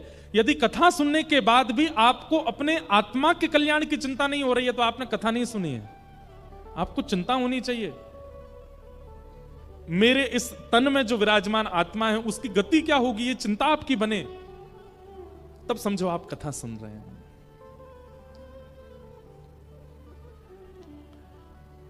दूसरी बात, भागवत जी का अधिकारी कौन है? तो कहते हैं निर्मत सराणाम सताम, जिसके चित्त में मात्सर्य दोष नहीं है वही भागवत का अधिकारी है। बहुत ध्यानपूर्वक सुनिएगा। मात्सर्य दोष किसको कहते हैं? ईर्ष्या। किसी की उपलब्धि देख करके, किसी की सुंदरता देख करके, किसी की श्रेष्ठता देख करके आपके चित्त में जो ईर्ष्या होती है, उस ईर्ष्या को मात्सर्य दोष कहते हैं। और मात्सर्य दोष यदि आपके चित्त में है तो आप ठाकुर जी की कथा के अधिकारी नहीं बन सकते। आप कथा में आके बैठ भी जाओगे तो आपको नींद आ जाएगी, कथा में आके बैठ भी जाओगे तो आपको कुछ समझ नहीं आएगा, पल्ले नहीं पड़ेगा। क्यों? क्योंकि मात्सर्य दोष आपके चित्त में। इसलिए भैया एक बात हमारी सुनिएगा, आपके अंदर काम, क्रोध, लोभ, मोह, द्वेष, अहंता, ममता, चिंता, ये सारे दोष हैं, उनको रहने दीजिए। लेकिन अगर आपके अंदर ईर्ष्या है, सबसे पहले उसकी चिकित्सा कीजिए। जैसे कई बार घर की नाली जाम हो जाती है। क्यों? क्योंकि कुछ बड़ा भारी आगे फंसा होता है। अगर जो भारी आगे फंसा उसको अगर निकाल दिया जाए तो सारी नाली अपने आप स्वच्छ हो जाती है। ऐसे हमारे तन की नाली में ये सारे दोष हैं, अहमता, ममता, द्वेष, अभिनिवेश, काम, क्रोध, लोभ, मोह। परंतु ये सब स्वच्छ कब होंगे? जब सबसे आगे जो विद्यमान ईर्ष्या निकलेगी। आपके चित्त से ईर्ष्या नहीं गई तो ना तो कभी काम घटेगा, ना क्रोध घटेगा, ना मोह घटेगा, ना अहमता घटेगी, ना ममता घटेगी। और ईर्ष्या जिस दिन घट गई उस दिन सब घटने लग जाएंगे। इसलिए ईर्ष्या की चिकित्सा सबसे पहले कीजिए। मात्सर्य दोष, ईर्ष्या। हम कथा में कहते हैं कामी, क्रोधी, लोभी, मोही सब भगवान की प्राप्ति कर लेंगे, लेकिन ईर्ष्यालु प्राप्त नहीं कर सकता। किसी की उपलब्धि देख करके, किसी का बहुत धनधान्य देख करके, किसी की सुंदरता देख करके आप जब उससे चिढ़ जाते हैं या आपके चित्त में ईर्ष्या आती है, आप कहीं ना कहीं ठाकुर जी के मिलन से वंचित हो रहे हो। इसलिए ईर्ष्या का दोष निकालिए अपने चित्त से, ईर्ष्या मत कीजिए। मात्सर्य दोष। हम तो कहते हैं आप सब लोग यहां बैठे हो, आप सब जानते हैं कि आपको किससे ईर्ष्या होती है। प्रतिदिन कथा सुनने के बाद अगर वो आसपास ही रहता है तो उसके घर जाइए, आसपास नहीं रहता तो उसका फोटो निकालो, कथा सुनने के बाद उसको देखा करो। देखने के बाद भी ईर्ष्या हो रही है तो समझो अभी और कथा सुननी है आपको। लेकिन रोज कथा के बाद देखो और किसी दिन देखते देखते महाराज वही लगने लग जाओ, ओहो ये तो महाराज बहुत सुंदर है, देखो क्या इसके नैन है, क्या इसकी नाक है, आहा कितना सुंदर है। उसके प्रति सुंदरता तो मैं अपने मन से बोल रहा हूं, पर उसके प्रति ईर्ष्या ना रह जाए, फिर उसकी उपलब्धियों से, उसके श्रेष्ठ कर्मों से आपको फर्क ना पड़े, आप और प्रसन्नता में रहते हैं। तब समझिए कि आप कथा सुने हैं और कथा का प्रभाव आप पर हो रहा है। लेकिन कथा सुनने के बाद भी ईर्ष्या का दोष नहीं गया, कथा सुनने के बाद भी ईर्ष्या चित्त से नहीं गई है, तो अभी आपको बहुत कथाएं सुनने की आवश्यकता। कई लोग बहुत कथाएं सुनते हैं फिर भी नहीं बदलते। क्यों? ईर्ष्या का उन्होंने परिवर्तन नहीं किया। ईर्ष्या नष्ट करो। एक भाव चित्त में सदा होना चाहिए, क्या?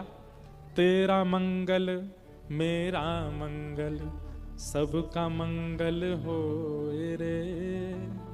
हे नाथ, सबका मंगल हो। उसका मंगल हुआ, मेरा मंगल हुआ, इसका भी मंगल हो जाए, उसका भी मंगल, सबका मंगल हो, कोई भी यहां पर पीछे ना रह जाए। ऐसी भावना जिस दिन आपके चित्त में आ गई, हम आपको दावे से कह सकते हैं ठाकुर जी आपके थोड़े और समीप आ जाएंगे। जब तक ईर्ष्या है चित्त में तब तक ठाकुर जी दूर ही दूर हैं आपसे। कथा आती है कि हमारे श्री जयदेव महाप्रभु, उन्होंने गीत गोविंद लिखा। उनका गीत गोविंद इतना प्रचलित हुआ, इतना पॉपुलर हो गया था, आज से 1000 वर्ष पहले सब लोग गीत गोविंद गाने लगे। तो एक जगन्नाथपुरी में एक ब्राह्मण था, उसने क्या किया, उसने भी एक ग्रंथ लिखा, उसका नाम भी गीत गोविंद रख दिया।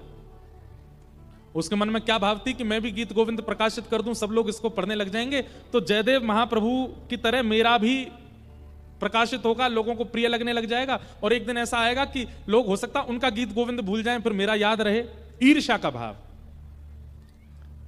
महाराज जैसे ही गीत गोविंद की रचना की, उस व्यक्ति ने रात्रि में ठाकुर जी स्वप्न में प्रचंड नृसिंह रूप धारण करके आ गए, और नृसिंह रूप धारण करके उसको भयभीत कर दिया, और उससे कहा बोले गीत गोविंद केवल एक है, और वही है जो जयदेव महाप्रभु ने लिखा है, उनसे ईर्ष्या के भाव से तुम लिख रहे हो, इसलिए मुझे ये बिल्कुल स्वीकार नहीं है, या तो इसको अभी विसर्जित कर दो समुद्र में जाकर के, नहीं तो तुम्हारा अच्छा नहीं होगा, तुम्हारा भला नहीं होगा। किसी ने प्रश्न किया गीत गोविंद में भगवान का यश ही तो लिखा गया, तो भगवान नाराज क्यों हो गए? यश लिखा गया, पर किस लिए लिखा गया? जयदेव महाप्रभु से ईर्ष्या की भावना से लिखा गया। और भैया एक बात सुन लेना, ईर्ष्या संसारी व्यक्ति से है तो भी चलेगा, लेकिन ईर्ष्या यदि किसी भक्त वैष्णव से है, ठाकुर जी छोड़ेंगे नहीं आपको। भगवत अपराध आपसे बन जाता है, आपको क्षमा मिल जाएगी। आप कभी भोग लगाने में चूक कर देते हो, श्रृंगार में चूक कर देते हो, आरती में चूक कर देते हो, ठाकुर जी में ठाकुर जी क्षमा कर देंगे, लेकिन ठाकुर जी के किसी जन के अपराध यदि आप करते हो, ठाकुर जी कभी क्षमा नहीं करेंगे। भक्त अपराध नहीं, ईर्ष्या नहीं। निर्मत सराणाम सताम, और वैद्यं वास्तवमत्र वस्तु शिवदं तापत्रयोन्मूलनम्। और श्रीमद् भागवत क्या करती है? मैं हर कथा में कहता हूं, कथा सुनने के बाद ठाकुर जी से आपको कोई संबंध लगने लगे। आज मुझे किसी ने भेजा पत्र, मैं पूरा तो नहीं पढ़ पाया, 2-4 लाइन पढ़ी मैंने। उसमें वो कोई बहन है, उन्होंने कहा आप मेरे भाई हो और आपके गिरधर लाल जी मेरे भतीजे हैं। अब उन्होंने ठाकुर जी को अपना भतीजा मान लिया है, वो ठाकुर जी को भतीजा कह रही हैं, तो अच्छा है। लेकिन एक बात सुनिएगा, आप संबंध मानो ये बड़ी बात नहीं। कई बार ऐसा होता है ना, ऐसे लोग आपको मिलते होंगे, कभी कभी रांची में भी होंगे, वो चलते फिरते क्या कहते रहते हैं, नरेंद्र मोदी और मैं साथ में ही सोते थे बचपन में, मैं पीछे बैठता था, वो साइकिल चलाता था। मेरे से ही पूछा था उसने, बताओ मैं प्रधानमंत्री बनूंगी नहीं? मैंने कहा हाँ चीज बन जाओ। कई लोग होते हैं ऐसी बड़ी बड़ी बातें करते हैं, बड़ी बड़ी फेंकते हैं, हमारे यहां इनको बोलते फेंकू। ऐसे कई लोग होते हैं। तो ऐसे ही आप यदि सबको बता रहे हैं, या आप सबसे कह रहे हैं ठाकुर जी तो मेरे बालक हैं, ठाकुर जी तो मेरे लाला हैं, तो ठाकुर जी भी कहते होंगे देख फेंकू कितना फेंक रहा है, मुझको अपना लाला बता रहा है। संबंध तब मानो जब ठाकुर जी भी प्रस्तुत कर दें कि हां मैं इनका लाला हूं, तब मानो। हमारे प्रयागराज में एक सेठ जी थे, सत्य घटना है, वो जो मलुक पीठ वाले महाराज जी सुनाते, उनके कोई संतान नहीं थी, तो उन्होंने एक मंदिर बनवाया कुंज बिहारी लाल जी का। तो कुंज बिहारी जी को ही अपना बेटा मानते थे, कुंजो बेटा कहते थे। एक दिन गांव के सब लोगों ने कहा, बोले सेठ जी आपकी इतनी बड़ी संपत्ति है, पधार जाओगे तो इस संपत्ति को कौन संभालेगा, एक बालक गोद ले लीजिए। तो सेठ जी कहते क्यों, तुम्हारी संपत्ति कौन संभालेगा? बोले हमारे तो बालक हैं। बोले मेरा भी बेटा है कुंज बिहारी, ये संभालेगा सब। गांव के लोग सब हंसने लग गए, बोले ये कुंज बिहारी क्या संभालेंगे। एक वृद्ध बोला अच्छा ठीक है, मान लिया कि पूरी संपत्ति कुंज बिहारी संभालेंगे, लेकिन आपकी मृत्यु हो जाएगी तो आपका अंतिम संस्कार कौन करेगा? तो सेठ जी बोले तुम्हारा कौन करेगा? बोले हमारा तो बेटा है। बोले मेरा संस्कार भी कुंज बिहारी करेंगे। गांव के लोग बोले इन सब बातों में कोई तत्व नहीं है, आप तो केवल बोल दो। बोले नहीं बोल नहीं रहा हूं, मेरे मन में विश्वास है वो करेगा, मेरा बालक है कुंज बिहारी। अब ये तो मानते थे ठाकुर जी को बेटा, पर ठाकुर जी इनको पिता मानते हैं कि नहीं, इस बात का प्रमाण हुआ जब उनकी मृत्यु हुई। उनकी मृत्यु हुई, गांव के सब लोग उनको ले जा रहे थे शमशान। छोटे छोटे बालक, असंख्य बालक आकर के रोने लगे। सेठ जी चले गए, हमको दूध पिलाते थे, चांदी के गिलास में हमको दूध पिलाते थे, हमको टॉफी खिलाते थे, हमको इमली खिलाते थे। सब बालक रो रहे थे। गांव के लोग बोले अरे देखो सेठ जी के बालक नहीं थे ना, गांव के सब बालक, दूर दूर के गांव के बालकों से प्रेम कर, देखो कितने सारे बालक आ गए। अब सब में चर्चा हुई, बोले इनका संस्कार कौन करेगा? तभी एक बालक बहुत जोर जोर से रो रहा था, तो गांव के लोग बोले ये बहुत रो रहा है, ये बार बार सेठ जी का अंगूठा पकड़ करके कह रहा है अब मुझे भोजन कौन कराएगा, मुझे कौन सुलाएगा, इसी से करवा दो। उस बालक को अग्नि दी और परिक्रमा करवा के अग्नि करवा दी, और अग्नि के बाद में नियम है स्नान करना पड़ता है नदी में। सब लोग उस बालक को लेके गए, चलो बालक स्नान कर लो, सब लोग नहा लो, संस्कार हो गया अंतिम। जैसे ही सबने डुबकी लगाई, डुबकी लगा के सब बाहर आ गए, वो बालक नहीं आया। गोताखोरों ने खूब ढूंढा, सबने ढूंढा, नहीं मिला। तभी किसी के मन में आया, बोले वो कहते थे कुंज बिहारी संस्कार करेगा, दौड़ के चलो कुंज बिहारी के मंदिर में। दौड़ करके सब लोग गए तो क्या देखा, श्री कुंज बिहारी लाल खड़े हैं और उनके सर्वांगीण वस्त्र जो हैं उनसे यमुना जी का जल चुचा रहा है, मानो गोता लगा करके आए। सत्य घटना ठाकुर जी ने प्रस्तुत कर दिया कि वो उनको अपना पिता मानते हैं। आप यदि ठाकुर जी से संबंध मानते हो, सबको बताइए मत, मनी मन ठाकुर जी से कहो, ठाकुर जी कुछ ऐसा कीजिए कि मुझे ये पता चले कि आप भी मुझे इस रूप में मान चुके हो। और फिर ठाकुर जी कुछ करेंगे, उससे आपको अनुभव हो जाएगा कि ठाकुर जी मानते हैं कि नहीं। ताली एक हाथ से नहीं बजती है, दोनों हाथ से। संबंध एक तरफा नहीं होना चाहिए। वो बात अलग है, फिल्मी डायलॉग होते हैं, एक तरफा प्यार की कीमत आधी आधी जो भी है, पर नहीं, प्रेम तो दोनों तरफ से होना चाहिए। प्रेम तो दोनों तरफ का होना चाहिए। ठाकुर है तू, मैं तेरा पुजारी, ठाकुर है तू, मैं तू मेरा पुजारी, ठाकुर है तू, मैं तेरा पुजारी, ठाकुर है तू, मैं तेरा पुजारी, तेरा खेल हूं मैं, तू मेरा खिलाड़ी, तेरा खेल हूं मैं, तू मेरा हे नाथ, हम आपका खेल हैं और आप हमारे खिलाड़ी हो, जैसे चाहे खेल लीजिए। तेरा खेल हूं मैं, तू मेरा खिलाड़ी, तेरा खेल हूं मैं, तू मेरा खिलाड़ी।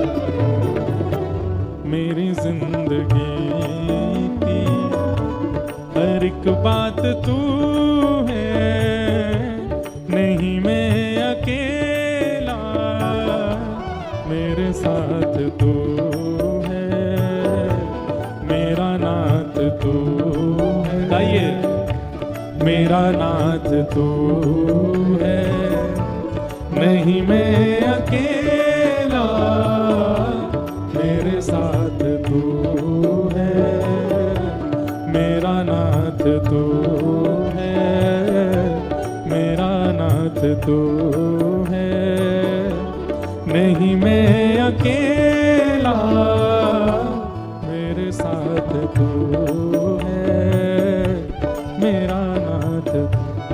राधा वल्लभ लाल की, करताल बजा के गाओ।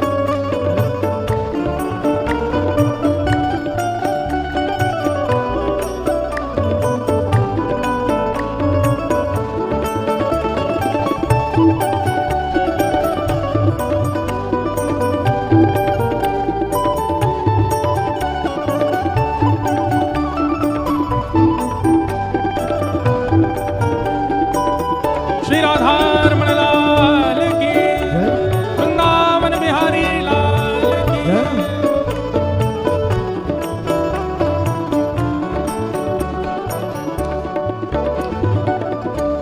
चला जा रहा हूं मैं राह पे तुम्हारे, चला जा रहा हूं मैं राह पे तुम्हारी, चला जा रहा हूं मैं राह पे तुम्हारे, चला जा रहा हूं मैं राह पे तुम्हारे, राहों पे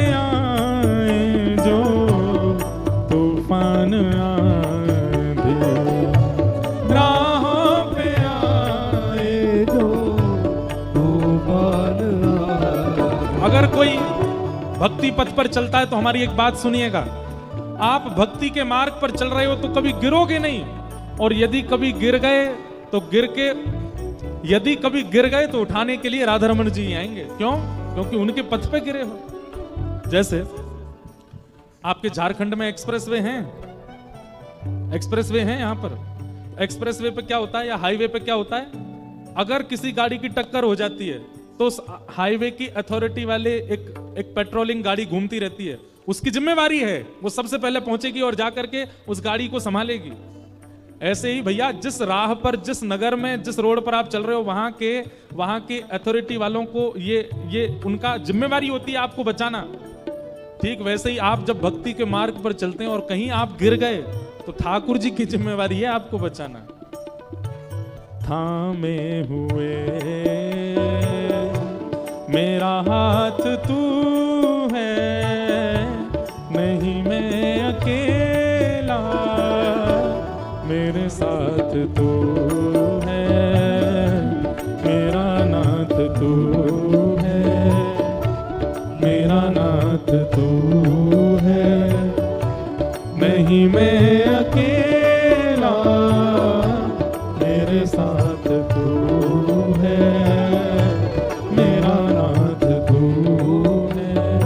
गोविंद बोलो हरि गोपाल बोलो, गोविंद बोलो हरि गोपाल बोलो, हे गोविंद बोलो हरि गोपाल बोलो, गोविंद बोलो हरि गोपाल बोलो, राधा रमण हरि गोविंद बोलो, राधा रमण हरि गोविंद बोलो, श्री राधा रमण हरि गोविंद बोलो, राधा रमण हरि गोविंद बोलो, हरि गोविंद बोलो हरि गोपाल बोलो, गोविंद बोलो हरि गोपाल बोलो, गोविंद बोलो हरि गोपाल बोलो, गोविंद बोलो हरि गोपाल बोलो, श्री राधा रमण हरि गोविंद बोलो, राधा रमण हरि गोविंद बोलो, श्री राधा रमण हरि गोविंद बोलो, राधा रमण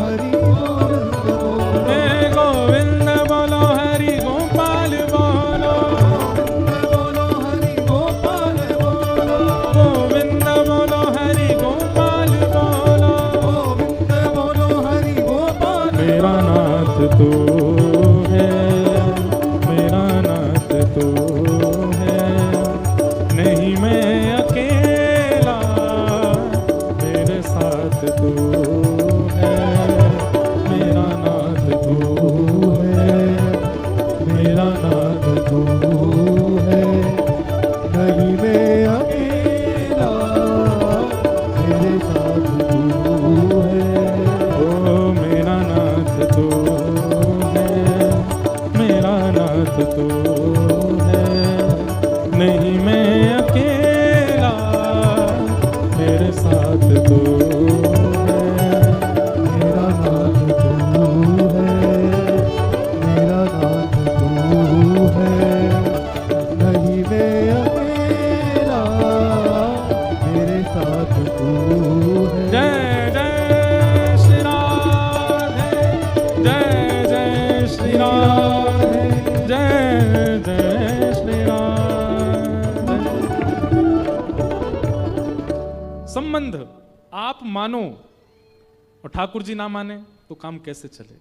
अच्छा, इसमें एक काम और हो सकता है क्या, कई बार संबंध एक बिचौलिया कराता है, और वो बिचौलिया कौन है? वैष्णव, संतजन, रसिकजन, गुरुजन, ब्रजवासी जन, भगवत जन, ये सब कौन है? बिचौलिया है। अगर कोई ब्रजवासी चाह ले कि ठाकुर जी आप या के भतीजा बन जाओ तो ठाकुर जी को बनना पड़ेगा। अगर कोई रसिक चाह ले कि हे ठाकुर जी आप याकू अपनो प्रियतम मान लो तो ठाकुर जी को मानना पड़ेगा। ठाकुर जी को अनन्य भाव से भजने वाला, ठाकुर जी के भाव में सदा लीन रहने वाला यदि ठाकुर जी को कह दे कि ठाकुर जी इसका संबंध स्वीकार करो तो ठाकुर जी को करना पड़ेगा, ठाकुर जी को मानना पड़ेगा। तो आपके चाहने से नहीं होगा काम।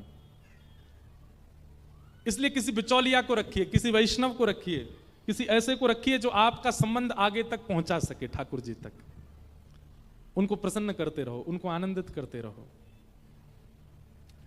वैद्यम वास्तवमत्र वस्तु शिवदम तापत्रयोन्मूलनम। विशेष रूप से तो भागवत जी संबंध कराती हैं ठाकुर जी से। 7वें दिन के बाद अपने आप ठाकुर जी आपको अपने से लगने लगेंगे, कोई संबंध आपको दिखने लगेगा ठाकुर जी के प्रति।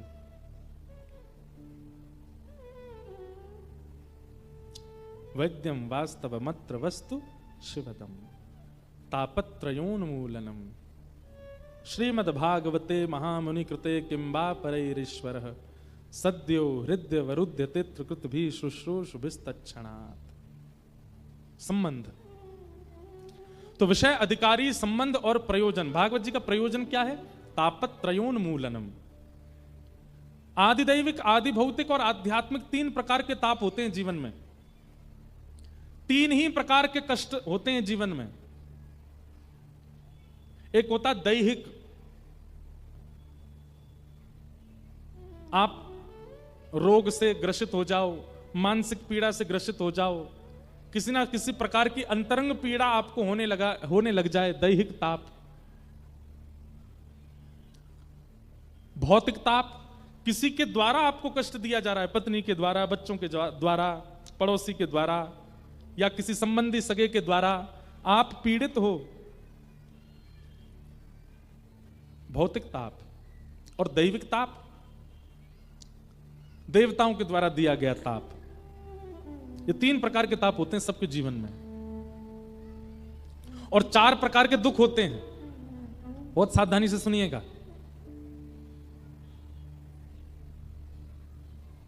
काल, कर्म, स्वभाव और ईर्ष्या, ये 4 प्रकार के दुख हैं। सबसे पहले दुख का कारण क्या है? काल, समय। कई बार आप कुछ गलत नहीं करते, आपने कुछ गलत नहीं किया, लेकिन आपका समय अपने आप खराब आ जाता है। आपको याद है कि मैंने कुछ ऐसा बुरा तो किया नहीं, मैंने किसी का बुरा तो चाहा नहीं, मैंने सबका भला ही भला किया, फिर भी मेरे साथ बुरा क्यों हो रहा है? तो कई बार समय का दुख आता है। अच्छा, ये दुख सबके जीवन में आएगा, चाहे मैं हूं, चाहे आप हो, चाहे कोई भी हो। समय खराब एक बार सबका आता है। वो बात अलग है, किसी का पहले आ जाता है, किसी का बीच में आता है, किसी का अंत में आता है, आता सबका है। और महाभारत जी तो कहती हैं कि 5 बार आएगा समय खराब पूरे जीवन में। इनको कहते हैं पंचाग्नि। आपके जीवन में पंचाग्नि, 5 बार इतना भयावह समय आएगा कि आप टूट जाओगे। सोच लीजिए अभी तक कितने आ चुके हैं। 1 आध 2 ही आए हैं तो फिर आपको चिंता होनी चाहिए, अभी 3 और आने वाले हैं। लेकिन एक बात हम कह दें, हम ये बोल तो रहे हैं, आपको चिंता में डालने के लिए नहीं बोल रहे हैं, चिंतन में डालने के लिए बोल रहे हैं। ये समय खराब जो 5 बार आएगा ना, इससे बचने का एक ही उपाय है, और वो केवल और केवल नाम जप और केवल भगवत कथा। आप यदि सत्संगी हैं, आप यदि नाम जापक हैं, आप नित्य सत्संग करते हैं, तो आपके जीवन में ये 5 अग्नि आएंगी। अग्नि तो आएगी पर आपको तपा नहीं पाएगी। अग्नि तो आएगी लेकिन आपको विचलित नहीं कर पाएगी। विचलित कौन होता है, टूटता कौन है? जो गैर सत्संगी है, जो सत्संग नहीं करता, जो गुरु आज्ञा नहीं मानता, जो कथा नहीं सुनता, जो नाम जप आदि नहीं करता। ऐसा व्यक्ति जीवन में आने वाली छोटी सी दिक्कत से टूट जाता है।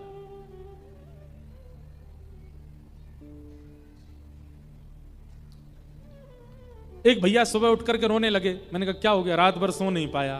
क्यों नहीं सो पाए? एसी नहीं चल रहा था हमारा। ये गैर सत्संगी के साथ ही होता है। सत्संगी व्यक्ति को तो पंखा में ही नींद आ जाएगी।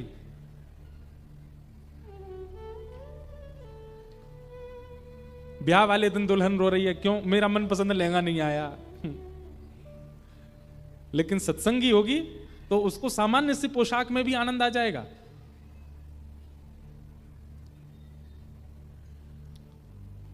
गैर सत्संगी होता है ना, वो जीवन में आने वाले छोटी छोटी चिंगारियों में भी विचलित हो जाता। अग्नि पे तो टूट ही जाएगा। 5 बार सबके जीवन में अग्नि आएगी। सोचिएगा कब आई थी। जब आप बिल्कुल विचलित हो गए थे, बिल्कुल परेशान हो गए थे, कोई राह नहीं दिख रही थी, और यदि 1-2 बार ऐसा हो चुका है तो अभी 3 बार और होना है, और उन 3 बारों के लिए एक ही उपाय है, ठाकुर जी के नाम का आश्रय और कथा का आश्रय ले लो, सत्संग का आश्रय ले लो। फिर क्या होगा पता है, वो पंच अग्नि आएगी तो सही, पर आपको उसका अनुभव नहीं होगा, वो आपको विचलित नहीं कर पाएगी, वो आपको तोड़ नहीं पाएगी।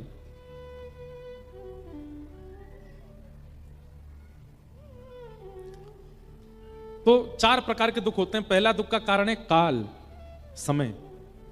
सबका खराब आता है, कभी ना कभी आता है, और ये समय जो खराब आता है ना, ये कई बार हमारे पूर्व जन्मों की वजह से आता है। आप कहते हैं कि आपने कोई पाप नहीं किया, कुछ गलत नहीं किया, किसी का हृदय नहीं दुखाया, फिर आपके साथ बुरा क्यों हो रहा है? अरे भाई, इस जन्म का नहीं, ये किसी जन्म का भोग रहे हैं हम, किस जन्म का ये हमको भी नहीं पता, भोग रहे हैं, इसलिए भोग लीजिए। तो पहले दुख का कारण काल, दूसरे दुख का कारण कर्म। हमारी बात बहुत ध्यान से सुनिएगा। कई बार कई लोगों के जीवन में कई घटना घटती हैं, तो उस घटना से उनको पता चल जाता है ये मेरे कौन से कर्म की घटना का फल मिल रहा है। हाँ, 4 साल पहले मैंने ऐसा ऐसा किया था, उसी वजह से हो रहा है मेरे साथ। 5 साल पहले मैंने ऐसा ऐसा किया था किसी के साथ में, ये उसी वजह से हो रहा है। मैंने एक ब्राह्मण का हृदय दुखाया था, मैंने एक के साथ थोड़ा पाप किया था, मैंने एक के साथ थोड़ा छल किया था, इसलिए ऐसा हो रहा है। ये कौन सा दुख है? कर्म का दुख। दुख का पहला कारण काल, दुख का दूसरा कारण कर्म, दुख का तीसरा कारण स्वभाव। कई लोग होते हैं उनका ना तो काल खराब है ना कर्म खराब है, लेकिन फिर भी दुखी हैं। क्यों? स्वभाव में दुख है उनके। स्वभाव से दुखी व्यक्ति कैसा होता है? उससे आप कहोगे भैया रो क्यों रहे हो? बोले रो नहीं रहा, मेरा चेहरा ही ऐसा है मेरा मुंह ही ऐसा है।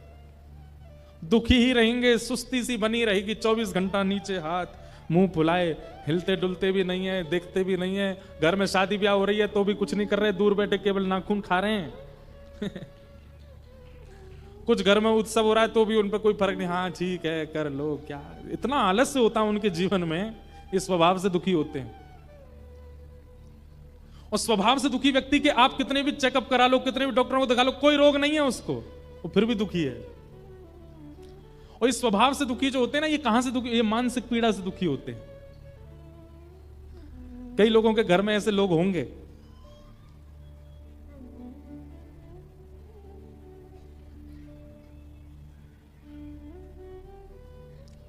मानसिक रोग, ये स्वभाव से दुखी। एक सासू मां अपनी बहू पे चिल्लाने लगी। बहू बोली क्या हो गया? तुमने दाल में नमक ज्यादा डाल दिया। गुस्सा कर रही थी और पीती जा रही हैं दाल की कटोरी, गाली देती जा रही हैं, और लाके दे इसमें थोड़ी सी और दे। बहू कह रही है जब बुरी लगी तो फिर क्यों पी रही हो? नहीं नहीं दे थोड़ी सी, मैं हींग वगैरह चेक कर रही हूँ, थोड़ी सी ला दे इसमें डाल थोड़ी सी। नमक बहुत क्या करें, कुछ सिखाया नहीं, थोड़ी और दे, थोड़ी सी और दे इसमें कर। गुस्सा भी करते जा रहे, पाते भी जा रही है। स्वभाव से दुखी लोग है। अगले दिन बहू ने बहुत अच्छी रसोई बनाई, अगले दिन सासू मां को पवाया तो फिर गुस्सा हो गए। सासू मां अब क्या हो गया? आज दही बहुत अच्छी, आज कड़ी बहुत अच्छी, सब कुछ बहुत बढ़िया बना है, फिर आप गुस्सा क्यों हो रही हो? कल तूने क्यों बिगाड़ा था? तू अच्छा बनाना जानती है, फिर कल क्यों बिगाड़ा तेने? इस स्वभाव से दुखी लोग हैं। इनको कोई सुखी नहीं कर सकता, ये सदा दुखी ही रहते हैं, क्योंकि इनको मानसिक पीड़ा होती है। और चौथा दुख का कारण क्या है? दूसरे का सुख। आप अपने दुख से दुखी नहीं हैं, दूसरे के सुख से दुखी हैं। वो इतना सुखी क्यों है? अपने पास भी गाड़ी है, अपने पास भी पत्नी है, बच्चे हैं, सब कुछ है, खाने पीने को सब कुछ है, 3 समय की रोटी बढ़िया चल रही है, घर में एसी लगे, एयर कंडीशन पूरा घर बनाए, लिफ्ट लगी है, घर में सब कुछ बढ़िया है, फिर भी दुखी हैं। क्यों? क्योंकि अगला आपसे ज्यादा सुखी है, इसलिए दुखी है। अब इन 4 दुख के कारणों में काल, कर्म, स्वभाव और ईर्ष्या, इसमें काल से दुखी व्यक्ति, कर्म से दुखी व्यक्ति सुखी हो जाएगा, लेकिन स्वभाव से दुखी व्यक्ति और दूसरे के सुख से दुखी व्यक्ति वो कभी सुखी नहीं हो सकता, उसको कोई सुखी नहीं कर पाएगा। इसलिए काल का दुख आए सह लीजिए, कर्म का दुख आए सह लीजिए, लेकिन अगर आप स्वभाव से दुखी हो रहे हो तो भैया ये जन्म तो आपको पूरा गंवाना ही पड़ेगा, अगले जन्म में ही सुखी हो पाओगे, इस जन्म में कुछ नहीं हो सकता आपका। लेकिन दूसरे का सुख यदि आपको दुखी करता है तो फिर सत्संग में जाना शुरू कीजिए, तो भी आप सुखी हो सकते हैं। तो 3 प्रकार के ताप, उन 3 तापों से 4 प्रकार के दुख, और इन तीनों ताप 4 प्रकार के दुखों का एक ही रामबाण है, क्या? भागवत की कथा। कथा सुनने वाला व्यक्ति, आप देखो एक आसन में कितनी देर से बैठे हो। अच्छा, एक आसन में बैठना बड़ी बात नहीं है, इतनी देर से फोन ना चलाना ये बहुत बड़ी बात है। आप योगा कर लेते हो, आप योगा कर लेते हो, एकादशी व्रत कर लेते हो, आदि आदि सब कर लेते हो, ये इतनी बड़ी बात नहीं है। पर आप देख रहे हो 3:30 बजे से हम बैठे हैं, आपने फोन को हाथ नहीं लगाया, कितनी बड़ी बात है। जिस फोन को देखे बगैर एक चल नहीं, एक सेकंड नहीं रह पाते, उसको देखे बिना आप कितनी देर से, किसके प्रभाव से? कथा के प्रभाव से। जो कथा आपको विषय से पिछले 3 घंटे के लिए इतना दूर कर चुकी है, वो कथा यदि संपूर्ण जीवन में आ जाए तो विषय पूरे जीवन से दूर हो जाएगा, वो जीवन में आ ही नहीं सकता। वैद्यं वास्तवमत्र वस्तु शिवदं तापत्रयोन्मूलनम् श्रीमद्भागवते महामुनि कृते किं वा परैरीश्वरः सद्यो हृदयवरुध्यते त्रिकृतिभिः शुश्रूषुभिस्तत्क्षणात्। ऐसी भागवत की कथा को हम बारंबार प्रणाम करते हैं। अब भागवत जी का 3रा श्लोक, निगम कल्पतरोर्गलितं फलम् सुखमुखादमृतद्रव संयुतम् पिबत भागवतं रसमालयम् मुहुर्हो रसिका भुवि भावुका। बहुत सावधानी से सुनिएगा, कथा श्रवण के लिए आज्ञा नहीं दी जाती है। आप कथा को सुनने की भावना से नहीं बैठिएगा, यहां पर कथा को पीने की भावना से बैठो। पीने का मतलब क्या होता है? पी हुई वस्तु, ग्रहण की गई वस्तु शरीर में लगने लगती है, शरीर में अपना प्रभाव दिखाने लग जाती है। अगर कोई व्यक्ति मदिरा पान करता है तो उसमें अनकॉन्शियसनेस दिखने लग जाती है, उसमें नशे का दर्शन होने लगता है। कोई व्यक्ति औषधि का पान करता है तो उसका रोग दूर होने लगता है। कोई व्यक्ति घी खावे, रोटी खावे, धुआंधार 56 भोग खावे तो उसका शरीर बढ़ने लगता है, और कोई व्यक्ति कुछ ना खावे तो पतला दुबला होने लगता है।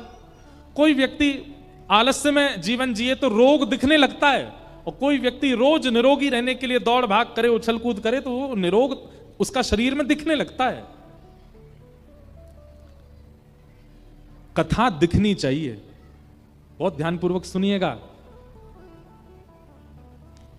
आपके बोली में, आपके चाल चलन में, आपके रूप में, आपके उठने बैठने में, आपकी प्रत्येक स्थिति में दिखना चाहिए कि आप कथा सुनते हैं, तो समझिए कि आप कथा पी रहे हैं। और यदि आपके चाल चलन, तो बोली चाली, उठना बैठना, इससे पता ही नहीं चलता है कि आप वैष्णव हो, तो आप कथा सुनते हो, पीते नहीं हो।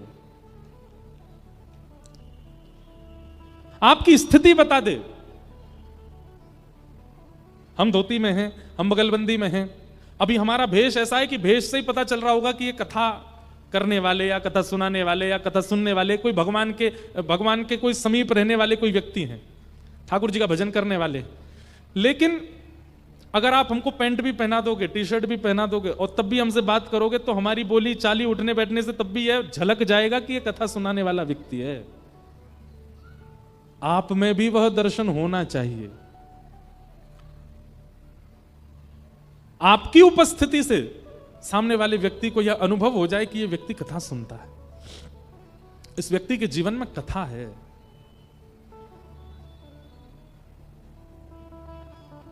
और जब तक ऐसा नहीं हो रहा है तो यही समझना चाहिए कि हम कथा सुनते हैं, पी नहीं रहे हैं। पिएंगे तो हमें दिखने लगेगा, वो कथा रोम रोम से पुलकित होने लगेगी। और केवल इतना ही नहीं, जब आप कथा को, सत्संग को, गुरु आज्ञा को, वैष्णव वार्ताओं को अथाह मात्रा में श्रवण करने लग जाओगे, पीने लग जाओगे, तो उसकी स्थिति ऐसी बन जाएगी कि आप व्यक्ति के सामने जाओगे, व्यक्ति आपके संपर्क में आते ही अपने अपने अवगुणों से, अपने रोगों से, अपनी आर्तों से, अपने विषादों से निवृत्त होने लग जाएगा। आपकी उपस्थिति मात्र उसको प्रसन्न करने लग जाएगी, तब समझिए आप कथा पीते हो। पिबत भागवतम रसमालयम मुहुरहो रसिका भुवि भावुका। सीधी बात, आपने कथा को नियमित रूप से श्रवण किया, पिया, इसका प्रमाण क्या होगा कि आप जिस गली से जाओगे, जिस व्यक्ति के पास जाओगे, जहां बैठोगे, वहां परिवर्तन आने लग जाएगा। आपकी उपस्थिति से परिवर्तन नहीं हो रहा है, कहीं ना कहीं आप कथा से विमुख व्यक्ति हो, सुनते नहीं हो, पीते नहीं हो, नहीं तो आपकी उपस्थिति परिवर्तन कर देगी। मीराबाई जहां जाती हैं वहीं परिवर्तन हो जाता है, लोगों के चित्त में भक्ति का प्रवाह होने लग जाता है। कहां तक है, उनकी ननद और उनके देवर, ये दोनों बहुत प्रताड़ना करते थे मीराबाई को, लेकिन मीराबाई के प्रभाव से एक दिन वे दोनों भी वैष्णव हो गए। जहां जहां मीराबाई गई, जहां जहां नरसिंह मेहता गए, जहां जहां नामदेव गए, जहां जहां तुकाराम जी महाराज गए, वहां वहां भक्ति का संचार प्रवाह अपने आप प्रकट होने लग गया। कथा सुनने का विषय नहीं है, पीने का विषय है। और आप कथा को पीते हैं, ये आपकी बोली चाली, उठने बैठने, आपके तौर तरीकों से पता चल जाएगा कि आप कथा सुनते हैं कि नहीं। हम अपनी बताएं, आपके जय श्री कृष्णा बोलने से, आपके हाथ जोड़ने से, आपके प्रणाम करने की स्थिति से पता चल जाता है कि आप कथा सुनते हैं कि नहीं।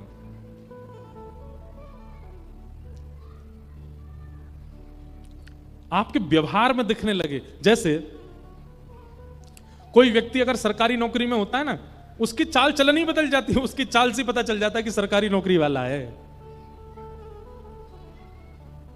कहां तक कहें, कोई व्यक्ति नशा पत्ती करता है ना, तो उसके भी चाल चलन तौर तरीके से पता चल जाता है कि नशा करता है। लेकिन एकमात्र हम कथा सुनने वाले ऐसे हैं कि कथा के अलावा हमको कभी देख लिया जाए तो यह पता नहीं किया जा सकता कि कथा सुनते हैं, क्योंकि हम कथा सुनते हैं, पीते नहीं है। हम में दिखती नहीं है कथा।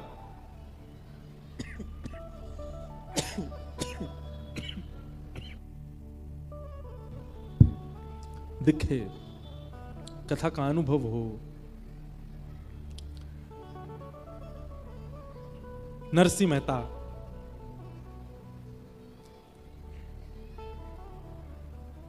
उनके चाल चलन, उनकी बोली चाली, उनका व्यवहार, उसमें दिखता था कि ये वैष्णव हैं।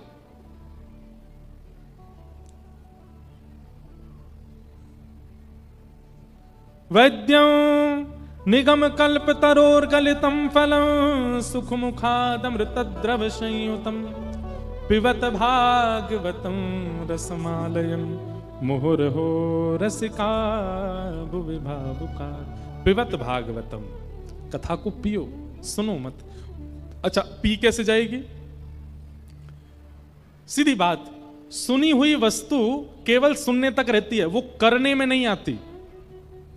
लेकिन आप कथा पीते हैं तो आप कथा सुनकर के जैसे ही जाएंगे, आप तुरंत अपनी करनी में करने लगोगे, उसको उतारने लगोगे, उसका पालन करने लगोगे। व्यास जी ने ऐसा कहा, महाराज जी ने ऐसा कहा, गुरुदेव ने ऐसा कहा, आप तुरंत उसको करनी में ले आओगे, उस पर विचार नहीं करोगे। यहीं से वह कथा आपके अंग अंग से फूटने लगेगी।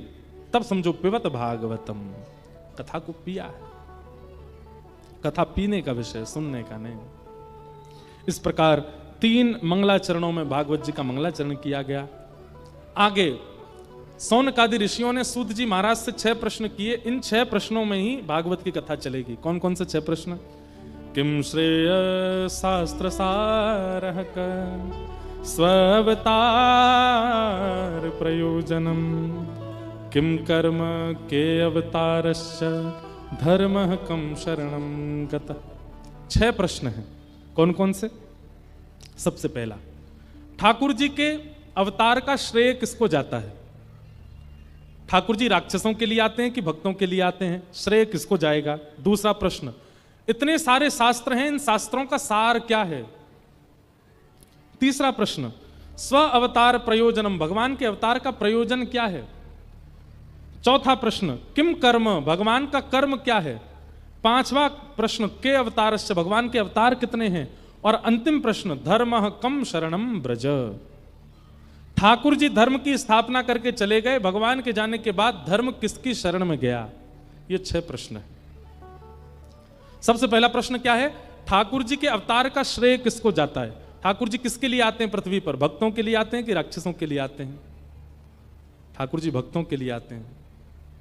विष्णु अवतार विश्व पोषण करण, ठाकुर जी का अवतार मेरे लिए हुआ, आपके लिए हुआ, हम सबके लिए हुआ है। रावण को तो ठाकुर जी वैकुंठ में बैठ करके भी मार सकते हैं, पर सबरी के बेर वैकुंठ में बैठ के नहीं खा सकते।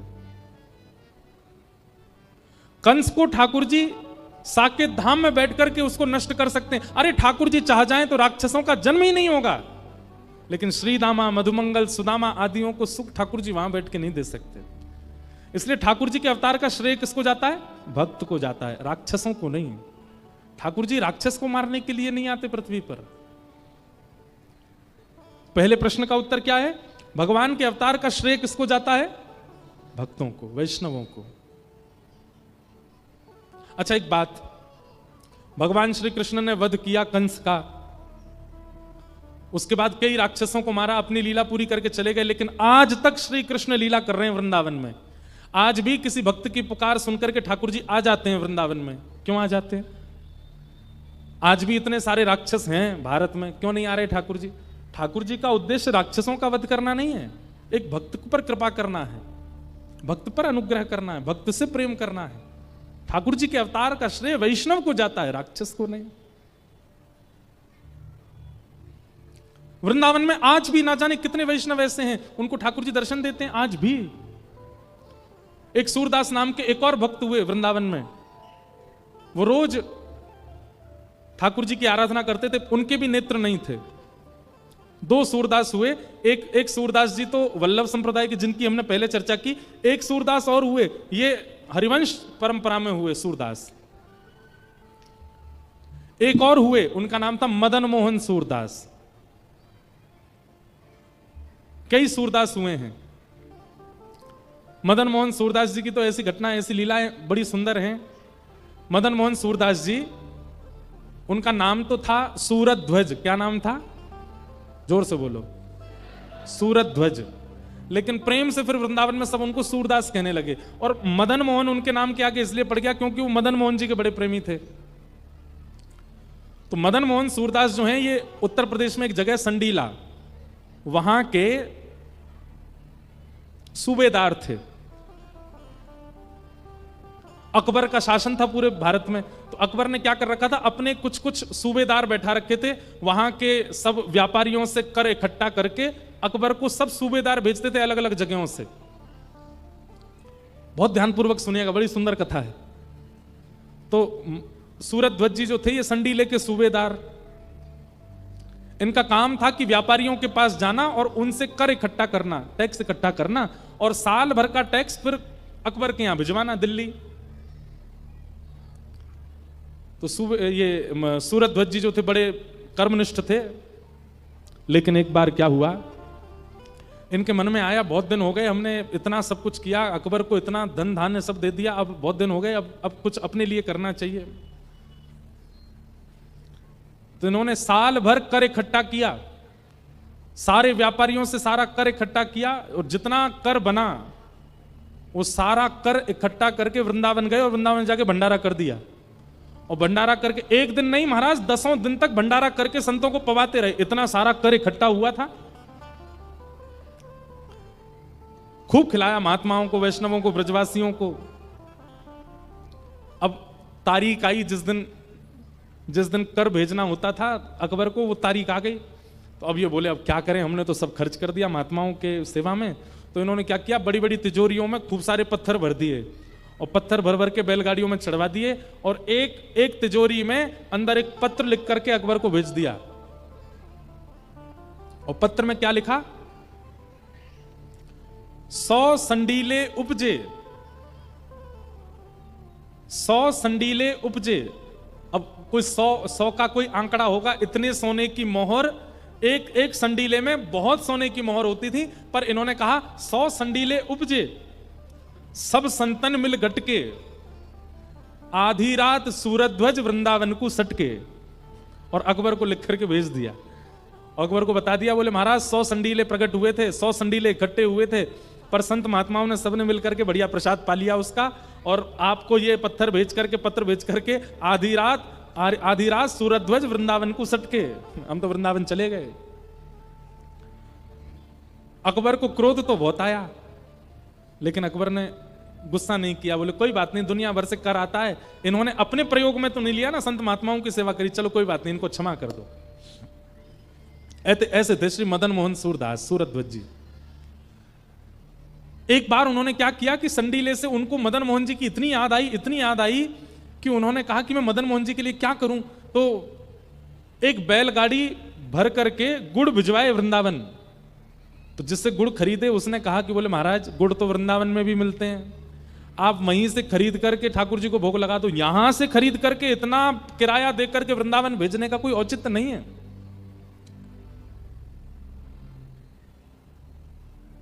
सूरध्वज जी बोले भैया देख, वृंदावन से खरीद करके वृंदावन में ही ठाकुर जी को दे दूंगा, तो ठाकुर जी को यह कैसे पता चलेगा कि उनके प्रेमी ने भेजा है। भाई प्रेमी कोई वस्तु अपने हाथ से बना करके भेजे उसका स्वाद अलग होता है, और जिस जगह उसका प्रेमी रहता वहीं दुकान से खरीद करके कुछ दे दे उसका स्वाद नहीं होता, उसकी महिमा नहीं होती। मदन मोहन जी को अपना प्रेम दिखाने के लिए मैं यहीं से भेजूंगा, मैं वृंदावन से खरीद करके नहीं दूंगा। वृंदावन की हर वस्तु मदन मोहन जी की है, वहीं से खरीद करके उनको क्यों दूं। उनका ये प्रेम मदन मोहन जी को व्याकुल कर गया। और महाराज जैसे ही बैलगाड़ी भर करके गुड़ वृंदावन पहुंचा, आधी रात हो गई थी, आधी रात में मंदिर बंद हो गए। मदन मोहन जी ने पुजारी जी के स्वप्न में जाकर के कहा अभी मंदिर खोलो, गुड़ आया है, गुड़ की बढ़िया सुंदर खीर बनाओ और मेरा अभी भोग लगाओ।